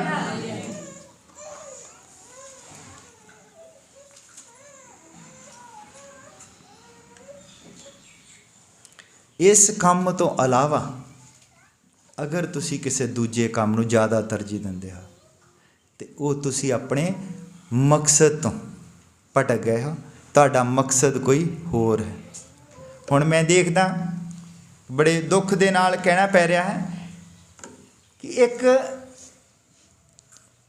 ਮੰਨ ਲਓ ਕੋਈ ਬੰਦਾ ਪ੍ਰਚਾਰ ਕਰਦਾ ਹੈ, ਮੰਨ ਲਓ ਕੋਈ ਵੀ ਪਾਸਟਰ ਪ੍ਰਚਾਰ ਕਰਦਾ ਹੈ, ਉਹ ਕੀ ਕਰਦਾ ਹੈ? ਆਪਣੇ ਮਕਸਦ ਨੂੰ ਸਿੱਧ ਕਰਨ ਦੇ ਲਈ ਆਇਤ ਚੁੱਕਦਾ ਹੈ। ਉਹ ਆਇਤ ਕੀ ਚੁੱਕਦਾ? ਉਹ ਕਹਿੰਦਾ ਬੀਜੋ। ਔਰ ਦੂਜੇ ਪਾਸੇ ਕੋਈ ਦੂਸਰਾ ਪਾਸਟਰ ਉਹ ਕਹਿੰਦਾ ਕਿ ਪ੍ਰਭੂ ਲਈ ਕੁਛ ਕਰੋ। ਆਖਰ ਉਹ ਕਹਿਣ ਦਾ ਮਕਸਦ ਕੀ ਹੈ? ਬੀਜਣਾ ਕੀ ਹੈ? ਉਹ ਤੁਹਾਡੇ ਕੋਲੋਂ ਇੰਡਾਇਰੈਕਟਲੀ ਪੈਸੇ ਮੰਗ ਰਿਹਾ ਹੈ। ਤੁਸੀਂ ਸਮਝ ਰਹੇ ਹੋ ਇਸ ਚੀਜ਼ ਨੂੰ? ਜਿਹੜਾ ਮਰਜੀ ਹੋ, ਜਿਹੜਾ ਕਹਿੰਦਾ ਬੀਜੋ ਬੀਜੋ, ਜਾਂ ਜਿਹੜਾ ਕਹਿੰਦਾ ਕਿ ਪ੍ਰਭੂ ਲਈ ਕੁਛ ਕਰੋ। ਪ੍ਰਭੂ ਲਈ ਕੁਛ ਕਰਨ ਦਾ ਮਤਲਬ ਹੈ ਕਿ ਤੁਸੀਂ ਲੋਕਾਂ ਨੂੰ ਗਵਾਹੀ ਦਿਓ, ਤੁਸੀਂ ਪ੍ਰਚਾਰ ਕਰੋ, ਤੁਸੀਂ ਉਹਨਾਂ ਨੂੰ ਦੱਸੋ ਕਿ ਅਸੀਂ ਗੁਲਾਮੀ ਦੇ ਵਿੱਚ ਹਾਂ, ਅਸੀਂ ਇੱਥੋਂ ਆਜ਼ਾਦ ਹੋਣਾ ਹੈ। ਇਹ ਹੈ ਪ੍ਰਭੂ ਦਾ ਕੰਮ। ਪਰ ਉਹ ਕੀ ਕਹਿੰਦੇ ਕਿ ਪ੍ਰਭੂ ਦਾ ਕੰਮ ਬੀਜੋ ਜਾਂ ਸਾਨੂੰ ਪੈਸੇ ਦਿਓ। ਇੱਕ ਇੰਗਲਿਸ਼ ਦਾ ਸ਼ਬਦ ਹੈ, ਉਹਨੂੰ ਕਹਿੰਦੇ ਹੈ ਰੈਸ਼ਨਲਾਈਜ਼ਡ। ਰੈਸ਼ਨਲਾਈਜ਼, ਧਿਆਨ ਦੇ ਨਾਲ ਸੁਣਿਓ। ਰੈਸ਼ਨਲਾਈਜ਼ ਮੈਂ ਤੁਹਾਨੂੰ ਉਹਦੀ ਵਿਆਖਿਆ ਕਰਕੇ ਦੱਸ ਦਿੰਦਾ। ਰੈਸ਼ਨਲਾਈਜ਼ ਉਹ ਹੁੰਦਾ ਹੈ ਕਿ ਤਰਕ ਸੰਗਤ, ਕਿਸੇ ਵੀ ਚੀਜ਼ ਨੂੰ ਤਰਕ ਸੰਗਤ ਕਰਕੇ ਦੱਸਣਾ। ਉਹ ਮੈਂ ਤੁਹਾਨੂੰ ਥੋੜ੍ਹਾ ਜਿਹਾ ਸਮਝਾਉਂਦਾ ਕੀ ਹੁੰਦਾ ਹੈ। ਮੰਨ ਲਓ ਇੱਕ ਬੰਦਾ ਹੈ ਔਰ ਉਹਦੀ ਜੇਬ ਦੇ ਵਿੱਚ ਪੈਸਾ ਨਹੀਂਗਾ ਕੋਈ ਵੀ। ਧਿਆਨ ਦੇ ਨਾਲ ਸੁਣਿਓ, ਰੈਸ਼ਨਲਾਈਜ਼ ਕੀ ਹੁੰਦਾ, ਤਰਕ ਸੰਗਤ ਹੁੰਦਾ ਕੀ ਹੈ। ਇੱਕ ਬੰਦਾ ਹੈ, ਮੰਨ ਲਓ ਉਹਦੀ ਜੇਬ ਦੇ ਵਿੱਚ ਕੋਈ ਪੈਸਾ ਨਹੀਂ ਹੈ ਔਰ ਉਹਦੇ ਨਾਲ ਉਹਦੇ ਯਾਰ ਦੋਸਤ ਵੀ ਜਾ ਰਿਹਾ, ਉਹਦੀ ਜੇਬ 'ਚ ਕੋਈ ਪੈਸਾ ਨਹੀਂ ਹੈ। ਮੰਨ ਲਓ ਭਿਖਾਰੀ ਆ, ਉਹਦੇ ਕੋਲੋਂ ਮੰਗਦਾ ਕਿ ਕੁਛ ਦੇ ਦੇ। ਹੁਣ ਉਹ ਕੀ ਕਹਿੰਦਾ ਹੈ? ਉਹ ਕਹਿੰਦਾ ਨਹੀਂ, ਆਪਣੇ ਯਾਰਾਂ ਦੋਸਤਾਂ ਨੂੰ ਕਹਿੰਦਾ ਨਹੀਂ ਨਹੀਂ, ਭਿਖਾਰੀਆਂ ਨੂੰ ਪੈਸੇ ਨਹੀਂ ਦੇਣੇ ਚਾਹੀਦੇ। ਭਿਖਾਰੀਆਂ ਨੂੰ ਜੇ ਅਸੀਂ ਪੈਸੇ ਦੇਵਾਂਗੇ ਤਾਂ ਇਹਨਾਂ ਨੂੰ ਬੜਾਵਾ ਮਿਲਦਾ ਆ, ਹੋਰ ਭਿਖਾਰੀ ਹੋਣਗੇ ਪੈਦਾ, ਇਹ ਨਿਕੰਮੇ ਲੋਕ ਹੋ ਜਾਂਦੇ, ਆਹ ਚੀਜ਼ ਹੋ ਜਾਂਦੀ ਆ। ਉਹ ਕੁਛ ਹੋਰ ਦੱਸਣਾ ਚਾਹੁੰਦਾ।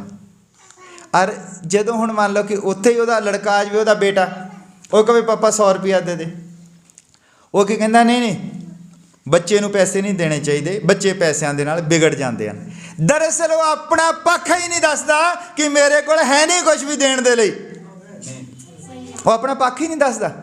ਇਹਨੂੰ ਰੈਸ਼ਨਲਾਈਜ਼ ਕਹਿੰਦੇ, ਇਹਨੂੰ ਕਹਿੰਦੇ ਆ ਤਰਕ ਸੰਗਤ। ਮੰਨ ਲਓ ਭਿਖਾਰੀ ਉਹ ਤੋਂ ਪੈਸੇ ਮੰਗਦਾ, ਉੱਥੇ ਵੀ ਸਹੀ ਆ, ਉਹ ਬਿਲਕੁਲ ਸਹੀ ਗੱਲ ਦੱਸਦਾ, ਪਰ ਆਪਣਾ ਨਹੀਂ ਦੱਸਦਾ ਕਿ ਮੇਰੇ ਪੱਲੇ ਹੈ ਨਹੀਂ ਕੁਛ ਵੀ। ਉੱਥੇ ਕੀ ਦੱਸ ਰਿਹਾ ਹੈ?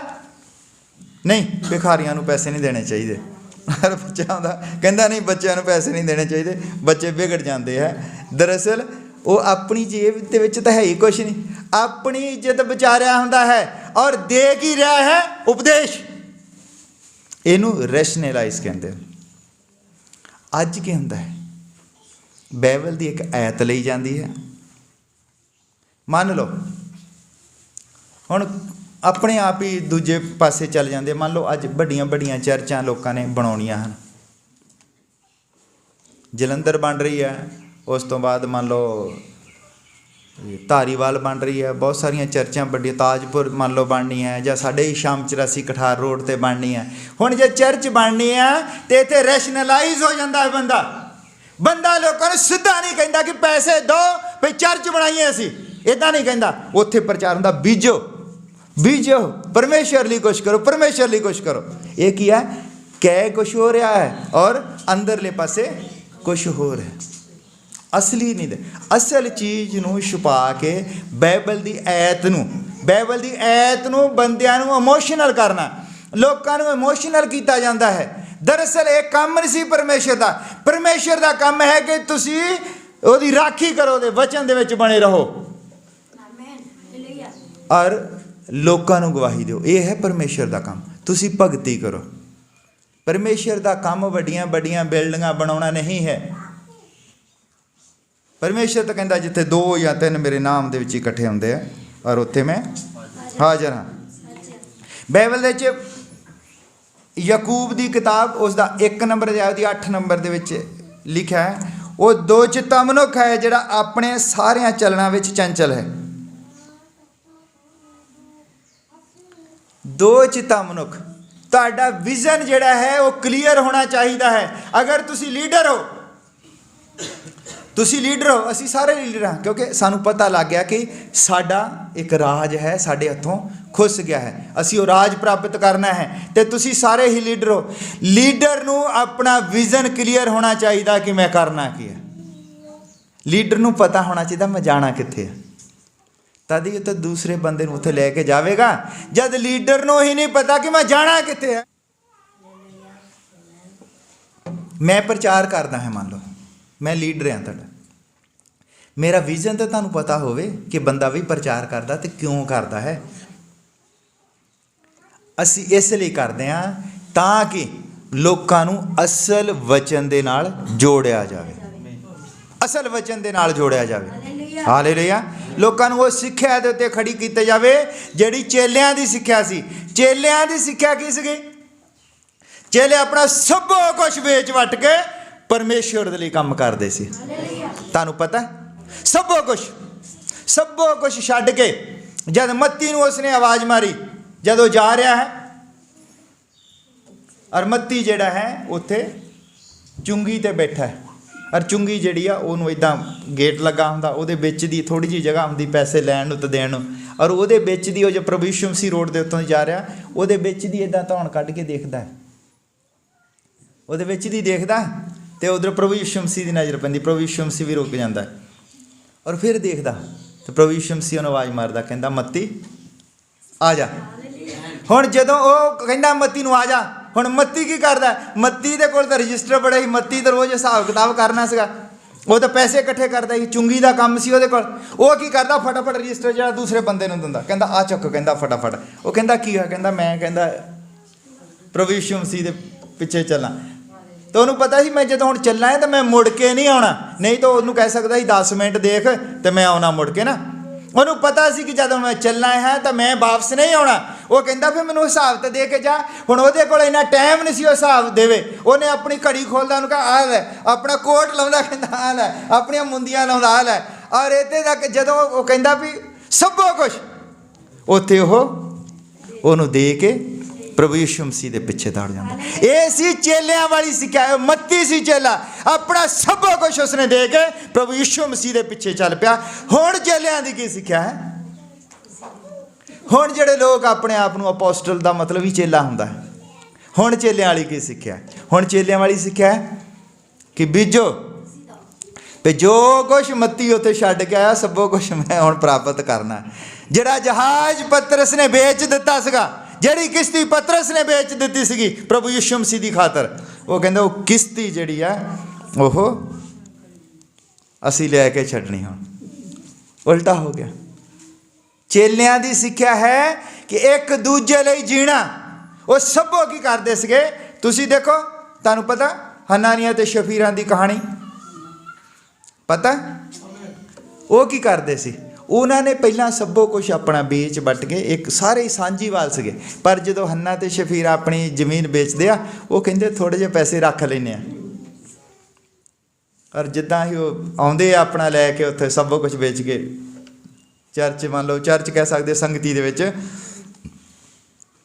ਤੇ ਉਹ ਪਤਰਸ ਕਹਿੰਦਾ ਵੀ ਇੰਨਾ ਹੀ ਉਹ ਕਹਿੰਦਾ ਹਾਂਜੀ ਇੰਨਾ ਹੀ। ਕਿਉਂਕਿ ਬੰਦੇ ਤੋਂ ਤੁਸੀਂ ਛੁਪਾ ਸਕਦੇ ਹੋ, ਬੰਦੇ ਤੋਂ ਤੁਸੀਂ ਰੈਸ਼ਨਲਾਈਜ਼ ਹੋ ਸਕਦੇ ਹੋ, ਤੁਸੀਂ ਦੋ ਚਿੱਤੇ ਹੋ ਸਕਦੇ ਹੋ, ਤੁਸੀਂ ਤਰਕ ਸੰਗਤ ਹੋ ਸਕਦੇ ਹੋ, ਪਰ ਇੱਕ ਪਵਿੱਤਰ ਆਤਮਾ ਹੈ ਜਿਹਦੇ ਸਾਹਮਣੇ ਤੁਸੀਂ ਝੂਠ ਨਹੀਂ ਬੋਲ ਸਕਦੇ ਹੋ, ਜਿਹਦੇ ਸਾਹਮਣੇ ਤੁਹਾਡਾ ਅਸਲੀ ਪੱਖ ਵੀ ਹੁੰਦਾ ਹੈ। ਤੇ ਉਹ ਜਿਹੜਾ ਪਤਰਸ ਉਸ ਟਾਈਮ ਪਵਿੱਤਰ ਆਤਮਾ ਦੇ ਲਿੰਕ ਵਿੱਚ ਸੀ।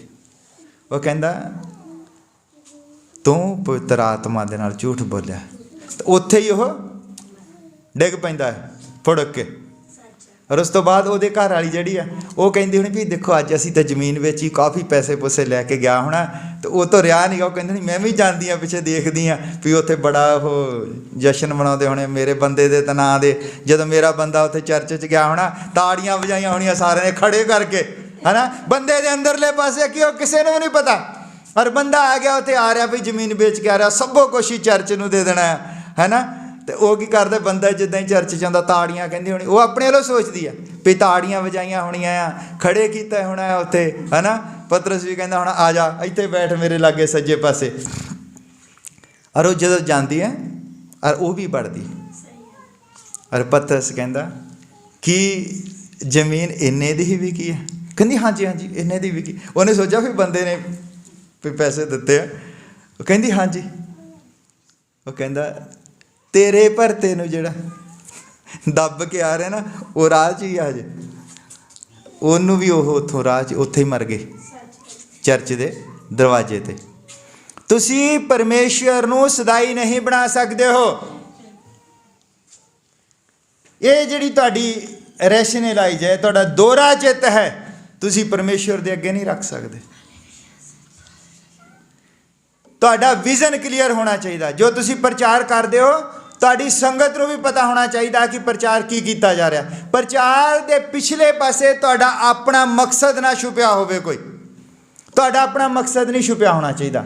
ਪ੍ਰਚਾਰ ਦਾ ਮਤਲਬ ਹੈ ਲੋਕਾਂ ਨੂੰ ਮਸੀਹ ਦੇ ਨਾਲ ਜੋੜਿਆ ਜਾਵੇ, ਸੱਚੇ ਪਰਮੇਸ਼ਰ ਦੇ ਨਾਲ ਜੋੜਿਆ ਜਾਵੇ।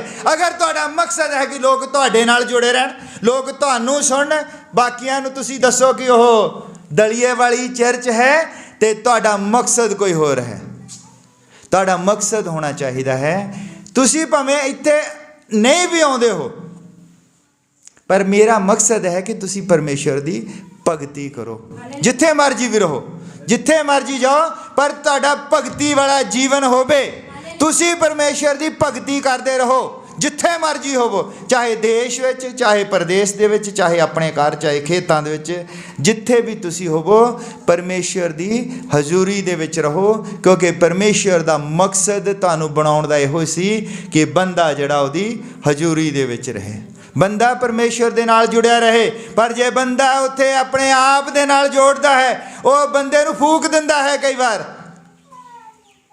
ਤੁਹਾਨੂੰ ਪਤਾ ਹੈ ਕਿ ਜਦ ਕਲੀਸਿਆ ਦੇ ਵਿੱਚ ਜਿਹੜੇ ਭਾਈ ਭੈਣ ਹੁੰਦੇ ਹਨ, ਸਾਰੇ ਇੱਕੋ ਹੀ ਬਰਾਬਰ ਹਨ, ਕੋਈ ਵੀ ਸਪੈਸ਼ਲ ਨਹੀਂ ਹੈ, ਔਰ ਕੋਈ ਵੀ ਛੋਟਾ ਜਾਂ ਵੱਡਾ ਨਹੀਂ ਹੈ। ਪ੍ਰਭੂ ਯਿਸੂ ਮਸੀਹ ਨੇ ਸਾਨੂੰ ਦੱਸਿਆ ਕਿ ਜਿਹੜਾ ਕੋਈ ਆਪਣੇ ਆਪ ਨੂੰ ਵੱਡਾ ਹੋਣਾ ਚਾਹੁੰਦਾ ਹੈ, ਉਹ ਸਭ ਤੋਂ ਛੋਟਾ ਹੋਵੇ। ਉਸਨੇ ਪਰਮੇਸ਼ਰ ਹੋ ਕੇ, ਖੁਦਾ ਹੋ ਕੇ, ਉਸਨੇ ਇੱਕ ਮਾਮੂਲੀ ਮੱਛੀਆਂ ਫੜਨ ਵਾਲੇ ਬੰਦੇ ਦੇ ਪੈਰ ਧੋਤੇ। ਉਸਨੇ ਉਹ ਕੀ ਦੱਸਣਾ ਚਾਹੁੰਦਾ ਹੈ?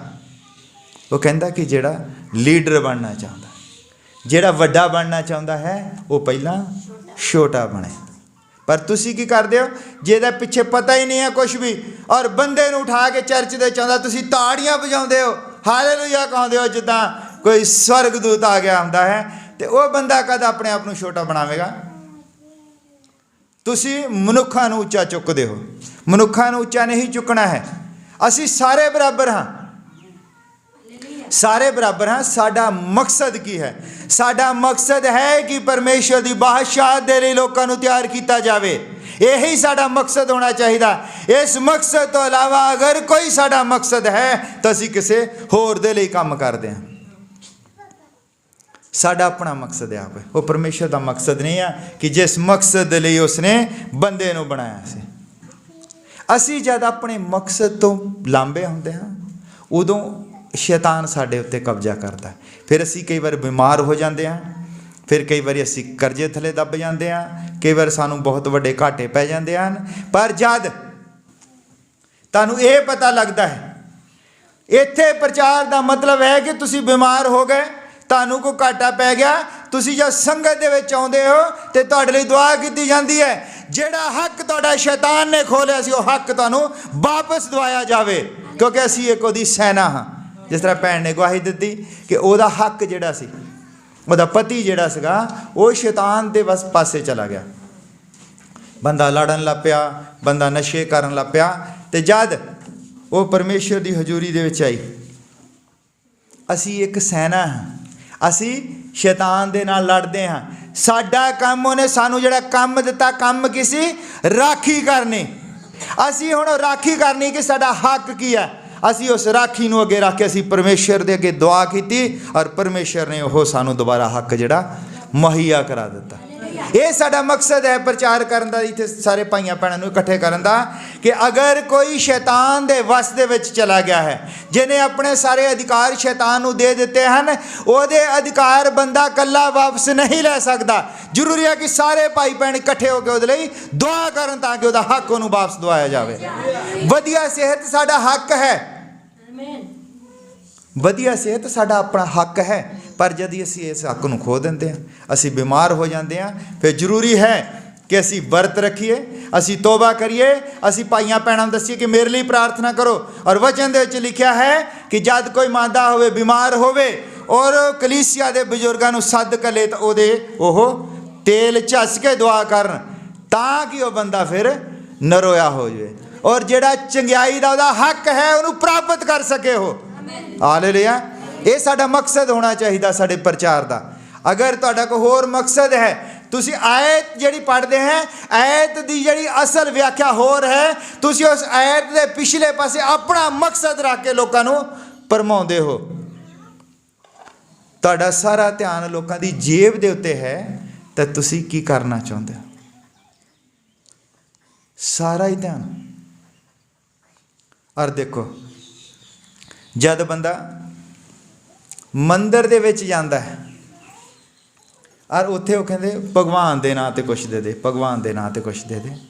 ਜਦੋਂ ਬੰਦਾ ਮਸਜਿਦ ਦੇ ਵਿੱਚ ਜਾਂਦਾ, ਉੱਥੇ ਕਹਿੰਦੇ ਅੱਲਾ ਦੇ ਨਾਂ 'ਤੇ ਕੁਛ ਦੇ ਦੇ, ਜਿਹੜੇ ਬਾਹਰ ਬੈਠੇ ਹੁੰਦੇ। ਔਰ ਜਦੋਂ ਗੁਰਦੁਆਰੇ ਜਾਂਦਾ, ਉੱਥੇ ਕਹਿੰਦੇ ਆ ਕਿ ਵਾਹਿਗੁਰੂ ਦੇ ਨਾਂ 'ਤੇ ਕੁਛ ਦੇ ਦੇ। ਔਰ ਜਦ ਬੰਦਾ ਚਰਚ ਦੇ ਨਾਲ ਜੁੜ ਜਾਂਦਾ ਹੈ, ਉੱਥੇ ਉਹਨੂੰ ਪੜ੍ਹਾਇਆ ਜਾਂਦਾ ਹੈ ਮਲਾਕੀ ਕਿਤਾਬ ਦਾ 3 ਨੰਬਰ ਅਧਿਆਏ। ਉਹ ਕਹਿੰਦੇ ਕਿ ਤੁਸੀਂ ਪਰਮੇਸ਼ਰ ਨੂੰ ਠੱਗਦੇ ਹੋ।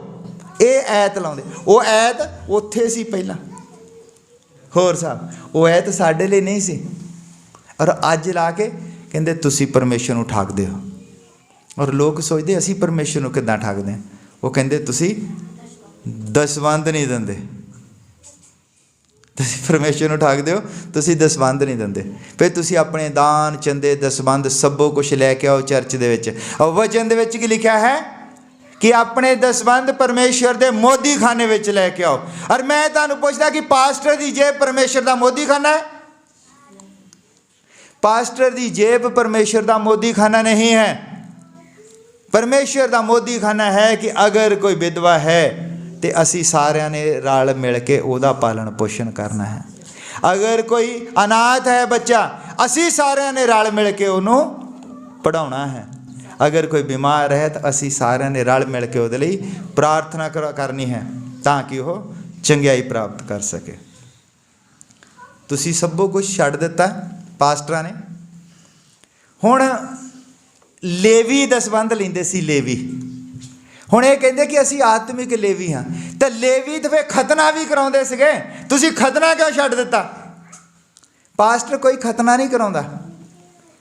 ਔਰ ਸ਼ਰ੍ਹਾ ਹੈ, ਇਹ ਜਿਹੜਾ ਦਸਵੰਧ ਹੈ, ਇਹ ਸ਼ਰ੍ਹਾ ਨੂੰ ਪੂਰਾ ਕਰਨਾ ਹੈ। ਔਰ ਤੁਸੀਂ ਕੀ ਕਰਦੇ ਹੋ? ਕੌਣ ਲੁੱਟ ਰਿਹਾ ਪਰਮੇਸ਼ਰ? ਪਰਮੇਸ਼ਰ ਨੂੰ ਕੌਣ ਠੱਗ ਰਿਹਾ? ਲੋਕ ਪੈਸੇ ਦਿੰਦੇ ਹੈ ਦਸਵੰਧ ਦੇ, ਤੇ ਖਾਈ ਕੌਣ ਜਾਂਦਾ ਹੈ? ਠੱਗ ਕੌਣ ਰਿਹਾ? ਠੱਗਦਾ ਕੌਣ ਹੈ? ਪਾਸਟਰ ਪਰਮੇਸ਼ਰ ਨੂੰ ਠੱਗ ਰਿਹਾ। ਉਹ ਰੈਸ਼ਨਲਾਈਜ਼ ਹੋ ਗਿਆ ਹੈ। ਉਹ ਜੋ ਕਹਿੰਦਾ ਹੈ ਉਹ ਕਰਦਾ ਨਹੀਂ ਹੈ। ਲੋਕਾਂ ਨੂੰ ਕਹਿੰਦਾ ਕਿ ਤੁਸੀਂ ਪਰਮੇਸ਼ਰ ਨੂੰ ਠੱਗਦੇ ਹੋ, ਔਰ ਲੋਕ ਕੀ ਕਰਦੇ? ਪੈਸੇ ਲੈ ਕੇ ਆ ਜਾਂਦੇ, ਸਭੋ ਕੁਛ ਪਾਸਟਰ ਨੂੰ ਦੇ ਦਿੱਤੇ। ਹੁਣ ਪਾਸਟਰ ਕੀ ਕਰਦਾ ਹੈ? ਪਾਸਟਰ ਪਰਮੇਸ਼ਰ ਨੂੰ ਠੱਗ ਲੈਂਦਾ। ਇਹੀ ਹੈ ਉਹ ਰੈਸ਼ਨਲਾਈਜ਼ ਜਿਹਦਾ ਮੈਂ ਕਹਿੰਦਾ ਸੀ। ਤੁਹਾਡਾ ਮਕਸਦ ਹੋਣਾ ਚਾਹੀਦਾ ਤੁਸੀਂ ਕਰਦੇ ਕੀ ਹੋ। ਤੁਹਾਡਾ ਦਸਵੰਧ ਦੇਣ ਦਾ ਕੋਈ ਮਕਸਦ ਹੋਣਾ ਚਾਹੀਦਾ ਹੈ ਤੇ ਮੇਰਾ ਉਸ ਦਸਵੰਧ ਨੂੰ ਲੈਣ ਦਾ ਕੋਈ ਮਕਸਦ ਹੋਣਾ ਚਾਹੀਦਾ ਹੈ, ਤਾਂ ਕਿ ਅਸੀਂ ਪਰਮੇਸ਼ਵਰ ਦੇ ਰਾਜ ਨੂੰ ਸਥਾਪਿਤ ਕਰੀਏ। ਅਸੀਂ ਧਰਤੀ ਦੇ ਉੱਤੇ ਪੱਕੇ ਤੌਰ ਦੇ ਉੱਤੇ ਰਹਿਣ ਲਈ ਨਹੀਂ ਆ। ਆਹ ਜਿਹੜੀ ਧਰਤੀ, ਇਹ ਤਾਂ ਸਭੋ ਕੁਝ ਨਸ਼ਟ ਹੋ ਜਾਣੀ ਆ। ਇਹ ਧਰਤੀ, ਇਹਨੂੰ ਇਹ ਸੜ ਬਲ ਜਾਣੀਆਂ ਸਾਰੀਆਂ ਹੀ ਕਾਰਾਗਰੀਆਂ ਦੇ ਤਹਿਤ। ਇਸ ਧਰਤੀ ਨੂੰ ਉਹਨੇ ਦੁਆਰਾ ਸ਼ੁੱਧ ਕਰਕੇ ਫਿਰ ਸਾਨੂੰ ਦੇਣਾ, ਕਿਉਂਕਿ ਅਸੀਂ ਧਰਤੀ ਦੇ ਵਾਰਸ ਹਾਂ। ਹਾਲੇਲੂਇਆ। ਸਮਝ ਲੱਗਦੀ ਹੈ ਕਿ ਮੈਂ ਕੀ ਕਹਿ ਰਿਹਾ? ਤੁਹਾਡਾ ਆਪਣਾ ਕੋਈ ਮੰਤਵ ਨਹੀਂ ਹੋਣਾ ਚਾਹੀਦਾ ਕਿ ਤੁਸੀਂ ਬਾਈਬਲ ਦੀ ਆਇਤ ਲਓ, ਬਾਈਬਲ ਦੀ ਆਇਤ ਨੂੰ ਪੜ੍ਹ ਕੇ ਤੇ ਤੁਸੀਂ ਕੋਈ ਆਪਣਾ ਮੰਤਵ ਸਿੱਧ ਕਰਨਾ ਹੋਵੇ। ਆਪਣਾ ਮੰਤਵ, ਮੰਨ ਲਓ ਕੋਈ ਬੰਦਾ ਚਰਚ ਵੱਡੀ ਬਣਾਉਣੀ ਚਾਹੁੰਦਾ ਹੈ, ਵੱਡੀ ਸਾਰੀ ਚਰਚ ਬਣਾਉਣੀ ਚਾਹੁੰਦਾ ਹੈ, ਤਾਂ ਉਹਦਾ ਮੰਤਵ ਕੀ ਹੈ? ਕਿ ਮੇਰਾ ਨਾਮ ਹੋਵੇ, ਲੋਕ ਮੈਨੂੰ ਜਾਣਨ, ਮੇਰਾ ਵੀ ਨਾਮ ਹੋਵੇ ਕੋਈ। ਜਦ ਬੰਦਾ ਆਪਣਾ ਨਾਮ ਕੱਢਣਾ ਚਾਹੁੰਦਾ ਹੈ ਤਾਂ ਫਿਰ ਕੀ ਹੁੰਦਾ ਹੈ? ਪਰਮੇਸ਼ਰ ਦਾ ਨਾਮ ਦੂਜੇ ਸਥਾਨ ਤੇ ਆ ਜਾਂਦਾ ਹੈ। ਔਰ ਪ੍ਰਚਾਰ ਕੀ ਹੁੰਦਾ? ਕਿ ਸਭੋ ਕੁਛ ਪਰਮੇਸ਼ਰ ਨੂੰ ਪਹਿਲੇ ਨੰਬਰ ਤੇ ਰੱਖੋ, ਪਰਮੇਸ਼ਰ ਨੂੰ ਪਹਿਲੇ ਨੰਬਰ ਤੇ ਰੱਖੋ। ਔਰ ਪਰਮੇਸ਼ਰ ਦਾ ਭਵਨ ਬਣਾਉਣ ਦਾ ਸਮਾਂ ਹੈ। ਇਹ ਆਇਤ ਕੀ? ਪਰਮੇਸ਼ਰ ਦਾ ਭਵਨ ਬਣ ਰਿਹਾ ਕਿ ਇੱਕ ਬਿਲਡਿੰਗ ਬਣ ਰਹੀ ਹੈ? ਪਰਮੇਸ਼ਰ ਦਾ ਭਵਨ ਕੀ ਹੈ? ਪਰਮੇਸ਼ਰ ਦਾ ਭਵਨ ਉਹਦੀ ਕਲੀਸਿਆ ਹੈ। ਪਰਮੇਸ਼ਰ ਕਿੱਥੇ ਰਹਿੰਦਾ ਹੈ? ਪਰਮੇਸ਼ਰ ਤੁਹਾਡੇ ਅੰਦਰ ਰਹਿਣਾ ਚਾਹੁੰਦਾ ਹੈ। ਔਰ ਤੁਸੀਂ ਕਿੱਥੇ ਰੱਖਣਾ ਚਾਹੁੰਦੇ ਪਰਮੇਸ਼ਰ ਨੂੰ? ਇੱਟਾਂ ਦੀ ਬਣਾਈ ਹੋਈ ਬਿਲਡਿੰਗ ਦੇ ਵਿੱਚ। ਔਰ ਵਚਨ ਦੇ ਵਿੱਚ ਲਿਖਿਆ ਹੈ ਕਿ ਪਰਮੇਸ਼ਰ ਇੱਟਾਂ ਦੇ ਬਣਾਏ ਹੋਏ ਮਕਾਨਾਂ ਦੇ ਵਿੱਚ ਨਹੀਂ ਰਹਿੰਦਾ। ਕਿੱਥੇ ਰਹਿੰਦਾ ਫਿਰ? ਉਹ ਮਨੁੱਖ ਦੇ ਹਿਰਦੇ ਵਿੱਚ ਰਹਿੰਦਾ। ਔਰ ਮਕਸਦ ਕੀ ਹੈ? ਕਿ ਮਨੁੱਖਾਂ ਦੇ ਹਿਰਦੇ ਪਰਮੇਸ਼ਰ ਦੇ ਵਚਨ ਦੇ ਲਈ ਤਿਆਰ ਕੀਤੇ ਜਾਣ, ਮਨੁੱਖਾਂ ਦੇ ਲਈ ਕੁਝ ਕੀਤਾ ਜਾਵੇ, ਨਾ ਕਿ ਚਰਚ ਨੂੰ ਆਡੀਟੋਰੀਅਮ ਬਣਾਇਆ ਜਾਵੇ। ਚਰਚ ਆਡੀਟੋਰੀਅਮ ਨਹੀਂ ਹੈ, ਚਰਚ ਬਿਲਡਿੰਗ ਨਹੀਂ ਹੈ। ਚਰਚ ਜਿਹੜੀ ਹੈ ਲੋਕਾਂ ਦਾ ਸਮੂਹ ਹੈ। ਅੱਜ ਜੇ ਅਸੀਂ ਮੰਨ ਲਓ ਜਿੱਥੇ ਵੀ ਵੱਡੀਆਂ ਵੱਡੀਆਂ 10-10 ਕਿੱਲੇ 15-15 ਕਿੱਲੇ ਅਸੀਂ ਜਗ੍ਹਾ ਲੈ ਕੇ ਮੰਨ ਲਓ ਕਿ ਚਰਚਾਂ ਬਣਾ ਰਹੇ ਹਾਂ, ਕਰੋੜਾਂ ਰੁਪਈਆ ਲਾ ਰਹੇ ਹਾਂ, ਉਹਨਾਂ ਲੋਕਾਂ ਦਾ ਪੈਸਾ ਜਿਹੜੇ ਗਰੀਬ ਲੋਕ ਦਿਹਾੜੀਦਾਰ ਹਨ। ਔਰ ਬਣਾਉਣੀ ਚਰਚ ਹੈ। ਔਰ ਸਰਵਿਸ ਕਿਹੜੀ ਹੁੰਦੀ ਹੈ?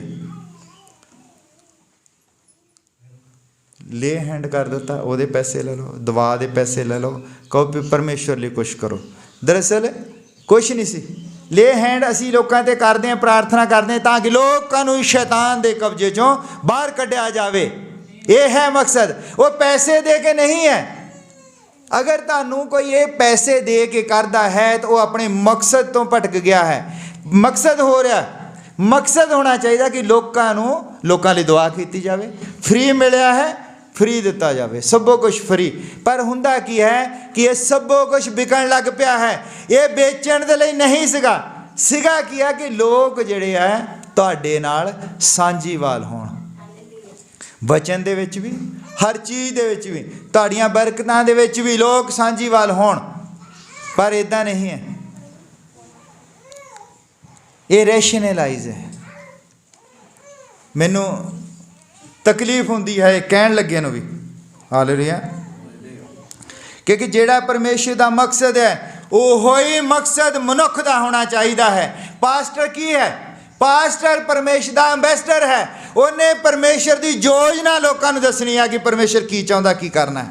ਪਰ ਉਹ ਪਰਮੇਸ਼ਰ ਦੀ ਯੋਜਨਾ ਨਾ ਦੱਸ ਕੇ, ਪਰਮੇਸ਼ਰ ਦਾ ਪ੍ਰੋਜਨ ਨਾ ਦੱਸ ਕੇ ਆਪਣੀ ਹੀ ਕਿਸੇ ਯੋਜਨਾ ਨੂੰ ਸਿਰੇ ਚੜਾਉਂਦਾ ਹੈ ਤਾਂ ਉਹ ਕਿਸੇ ਹੋਰ ਦਾ ਕੰਮ ਕਰਦਾ ਹੈ।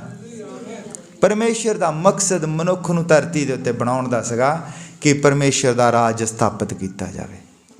ਔਰ ਮਨੁੱਖ ਆਪਣਾ ਰਾਜ ਸਥਾਪਿਤ ਕਰਨ ਲੱਗ ਪਿਆ। ਮਨੁੱਖ ਦੇ ਉੱਤੇ ਰਾਜ ਕਰਨ ਦੇ ਲਈ ਨਹੀਂ ਬਣਾਇਆ ਸੀਗਾ। ਔਰ ਬਾਈਬਲ ਇਸ ਨੂੰ ਨਿਕਲਾਈਆਂ ਦੀ ਸਿੱਖਿਆ ਕਹਿੰਦੀ ਹੈ। ਮਨੁੱਖ ਦੇ ਉੱਤੇ ਰਾਜ ਕਰਦਾ ਹੈ ਤੇ ਇਹਨੂੰ ਨਿਕਲਾਈਆਂ ਦੀ ਸਿੱਖਿਆ ਕਿਹਾ ਜਾਂਦਾ ਹੈ। ਨਿਕਲਾਈਆਂ ਦੀ ਸਿੱਖਿਆ ਤੋਂ ਪਰਮੇਸ਼ਰ ਜਿਹੜਾ ਹੈ ਸੂਗ ਕਰਦਾ ਹੈ। ਉਹ ਕਹਿੰਦਾ ਮੈਨੂੰ ਇਸ ਚੀਜ਼ ਤੋਂ ਨਫ਼ਰਤ ਹੈ ਕਿ ਬੰਦਾ ਬੰਦੇ ਦੇ ਉੱਤੇ ਰਾਜ ਕਰੇ। ਪਰਮੇਸ਼ਰ ਇਸ ਚੀਜ਼ ਨੂੰ ਪਸੰਦ ਨਹੀਂ ਕਰਦਾ। ਬੰਦਾ ਤੇ ਬੰਦਿਆਂ ਦੇ ਬਾਕੀਆਂ ਤੇ ਰਾਜ ਦੀ ਛੱਡੋ, ਪਰਮੇਸ਼ਰ ਤੇ ਇਹ ਵੀ ਨਹੀਂ ਚਾਹੁੰਦਾ ਕਿ ਬੰਦਾ ਆਪਣੀ ਪਤਨੀ ਦੇ ਉੱਤੇ ਰਾਜ ਕਰੇ। क्योंकि ਉਹਦੀ सहायक बनाई है। वो दोनों जणिਆਂ ने मिल के काम करना है परमेश्वर का। हालेलुया। और असल दे विच की हुंदा, ज़्यादा भैणां आउंदियां चर्च दे विच। मैं देखिया चर्चां दे विच ज़्यादा भैणां आउंदियां। और काम किहनूं दित्ता सी चर्च च आउण दा? काम किहनूं दित्ता सी? काम बंदे नूं दित्ता सी। और बंदा उस काम नूं छड्ड के किसी होर काम च लगा। तो भैण नूं तो काम ही नहीं सी दित्ता गया। भैण नूं तो काम दित्ता सी कि बंदे ने जो चर्च जाना है, मैं उन्होंने तैयार करना है, उसकी हैल्प करनी है, तो आपां दोनों ने चर्च च जाना है। और बंदा जिहड़ा है चर्च तक छड्ड के बंदा उत्थे गया है, तो भैण जिहड़ी है चर्च च आ गई। यही कारण है कि सब कुछ वो कंट्रोल दे विच आ गया, क्योंकि जिहड़ी असली जगह बंदे दी सी उत्थे वो आप आ गई है। तो बंदे ने फिर हुण कित्थे रहना? बंदा उहदा हैल्पमेट बन गया भी तू हुण चर्च दे विच जाना है, ठीक है, तू आ लै फड़ चंदा 10-20 रुपये जिहड़े ये तू हुण उत्थे जाके पा दें। बंदा उहदा हैल्पमेट बन गया है। बंदा उहनूं किराया दिंदा, चलो इत्थे तो आपां लग गए हैं, जे दूर जाना बंदा किराया दे दिंदा भी आ लै फड़ तू चर्च जा के। बंदा जद संगति दे विच नहीं आउंदा, भैण संगति दे विच आउंदी है, ये भी किते ना किते पूरा नगा। जद बंदा संगति दे विच आ जाएगा और भैण उहनूं लै नाल उहदे आवेगी, दोने जने तैयार होके आउणगे। ये है परमेश्वर दा काम। दोनों ने आउणा है और बच्चे नूं भी नाल लैके आउणा, ते वो परमेश्वर दा राज जिहड़ा आ स्थापित हो जाएगा। तुसी जिहड़ा काम करदे हो, तुसी जिहड़ा प्रचार करदे हो, ये धरती दे उत्ते परमेश्वर दा राज स्थापित करना है। अगर तुसी पास्टर हो, मान लो मैं पास्टर हाँ और बीबी मेरी जिहड़ी होवे ये किते बाबे दे जांदी होवे, वो तो घर दे विच ही सन लगी होई, शैतान ने तो घर दे विच ही काम खराब कीता होवे। इसलिए पूरे परिवार ने, एक भी साडे परिवार दा मैंबर जिहड़ा भटकिया होया है जां वो शैतान दे कब्जे दे विच है, तो सारे परिवार ने उहदे लई प्रार्थना करनी है। संगति ने प्रार्थना करनी कि वो साडा एक बंदा जिहड़ा है वो शैतान वाले पासे उहनूं किसी तरीके दे नाल खिच धू के उहनूं लिआया जावे परमेश्वर दी हजूरी दे विच। ये है परमेश्वर दा काम। परमेश्वर दा काम ये नहींगा कि वड्डियां वड्डियां बिल्डिंगां बनाओ, जां परमेश्वर दा काम ये नहींगा कि तुसी किसी मनुख नूं उच्चा चुको। परमेश्वर अपनी महिमा किसी नूं नहीं दिंदा। परमेश्वर परमेश्वर है और परमेश्वर का मकसद है मनुख नूं बनाउण दे लई ताकि वह मनुखां दे उत्ते राज करे, क्योंकि वह परमेश्वर तां ही है जद लोग उसदी भगती करन। उन्हें मनुख नूं बनाया कि उसदी भगती करे और वह मनुख राजा होवे तो वह राजियां दा राजा होवे। उन्हें इस मकसद लई सब कुछ बनाया और धरती जिहड़ी है उसने बंदे नूं रहण दे लई दित्ती है, हमेशा हमेशा दे लई। कोई बंदा किसी नालों उत्तम नहींगा। वचन कहता है कि दूजे नूं अपने तो उत्तम जानो। दूसरे नूं उत्तम जानोगे तो मतलब बराबर हो गए दोने।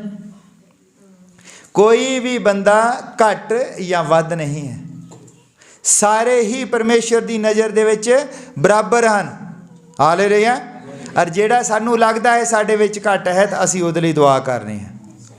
ये काम सानू दिता गया है, इहो ही काम दिता है परमेश्वर ने बंदे नूं करन दे लई कि वह दुआ करी जावे, दुआ करे प्रार्थना दे विच बनिया रहे, ताकि शैतान जिहड़ा है उहनूं चपुटी ना मार लवे। बंदे दी राखी काहदे विच है? राखी काहदे च है? हुण बन लो भी बंदे नूं राखी दा काम दिता है, उहदी राखी दे च उहदा बच्चा है, उहदी पत्नी है, तो बंदा राखी किदां करेगा? बंदा उहदे पिछे पिछे नहीं घूम सकदा अपने बच्चे दे या अपनी पत्नी दे लई। बंदा एक काम कर सकदा कि वह प्रार्थना दे विच बैठ जावे ताकि परमेश्वर दे हजूरों दूत आउण उहदे बच्चे दी राखी करन, उहदी पत्नी दी राखी करन। ये बंदे ने काम करना है। और उल्टा इहो हुंदा है, भैन आके संगति च बैठी आ और वो दुआ करी जाती कि मेरे बंदे की राखी करे प्रभु, मेरे बंदे की राखी करे। बंदे नूं काम दिता है राखी दा, बंदे नूं काम दिता सी। बंदे ने राखी करनी है अपने परिवार की, बंदे ने राखी करनी है परमेश्वर दे राज की, ताकि वो प्रोसैस दे विच दी बंदा निकले। और जो उन्हें बंदे नूं पहलां बनाया सी, बंदा किसका थियोफैनी बॉडी, बंदा किसी परमेश्वर का स्वरूप है। अरे सब कुछ करने का एक मकसद है कि बंदा फिर दोबारा उसे ही रूप दे विच ढले जिहड़े रूप दे उत्तों हो डिग गया सी। ये है परमेश्वर का मकसद। सारिਆਂ ਨੂੰ समझ लग गई है? बोलो फिर जोर ना आमीन। हालेलुया। आओ सब असीं खड़े हो जाते हैं।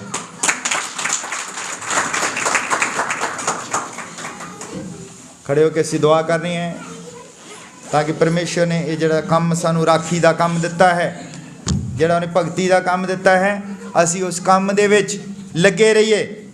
हालेलुया। साडा कोई होर मंतव ना होवे, साडा भगती करन दा कोई होर मंतव ना होवे। साडा भगती करन दा अगर मंतव यह है कि असीं परमेश्वर दे कोलों कुछ होर लै लैणा, असीं परमेश्वर तो भगती करके गड्डी लै लैनी है, असीं परमेश्वर तो भगती करके कोठी लै लैनी है, ये साडा मंतव ना होवे। साडा मंतव होवे भी ओदा राज जिहड़ा है स्थापित किया जावे। और वचन दे विच लिखिया है तुसीं स्वर्ग दे राज दी खोज करो ते धरती दीयां चीज़ां तुहानूं पिछे पै के मिलणगीਆਂ। फिर जदों राज स्थापित हो जाएगा, जदों तुहाडा राज होवेगा धरती दे, फिर चीज़ां किहदियां होणगीਆਂ? तुहाडीਆਂ। फिर तुहानूं मंगण की जरूरत नहीं है, राज तुहाडे हत्थ विच होवेगा। हालेलुया। आओ असीं अपने हत्थां नूं उपर चुक के दुआ करदे हां। प्रभु यीशु मसीह तेरा बहुत धन्नवाद करते हैं अज दे इस वचन दे लई पिता। और प्रभु तू अपना वचन भेजा है, तू सानू दस्या है कि असीं इत्थे क्यों हैं, साडा मकसद की है धरती दे उत्ते। और प्रभु साडा मकसद है दुआ दे विच लगे रहना, तेरी हजूरी दे विच बने रहना पिता। और पिता मैं दुआ करता हाँ कि साडे विच अगर कोई शैतान वाले खेमे दे विच है, कोई शैतान दे वस दे विच है, कोई बीमार है, कोई लाचार है, कोई करजाई है, पिता तू अज उसदे सारे बंदरां नूं तोड़ दे पिता। तू कृपा कर पिता, संभाल के रख। प्रभु यीशु मसीह असीं कमज़ोर हाँ, साडियां कमज़ोरियां हैं पिता, तू देखदा है, असीं अपनियां सारियां कमज़ोरियां तेरे अगे रख दें पिता। और तू है सानू बलवंत बनाउंदा है पिता। जब तेरा वचन आ जाता है तो सारियां बीमारियां लाचारियां छड्ड के चलियां जांदियां हैं। तो अपने वचन नूं भेजदा है तो रोगी चंगे हो जाते हैं पिता। और साडे विच जो बीमार हैं, जो लाचार हैं पिता, तेरा वचन आवे पिता, और सानू छुए, तेरा पवित्र आत्मा सानू छुए और सानू चंगा करे पिता। तू कृपा कर, संभाल के रख। ये दुआ प्रभु यीशु मसीह दे नाम विच मंगदा। आमीन। असीं परमेश्वर दी महिमा दे लई आखिरी गीत गाउंदे आ।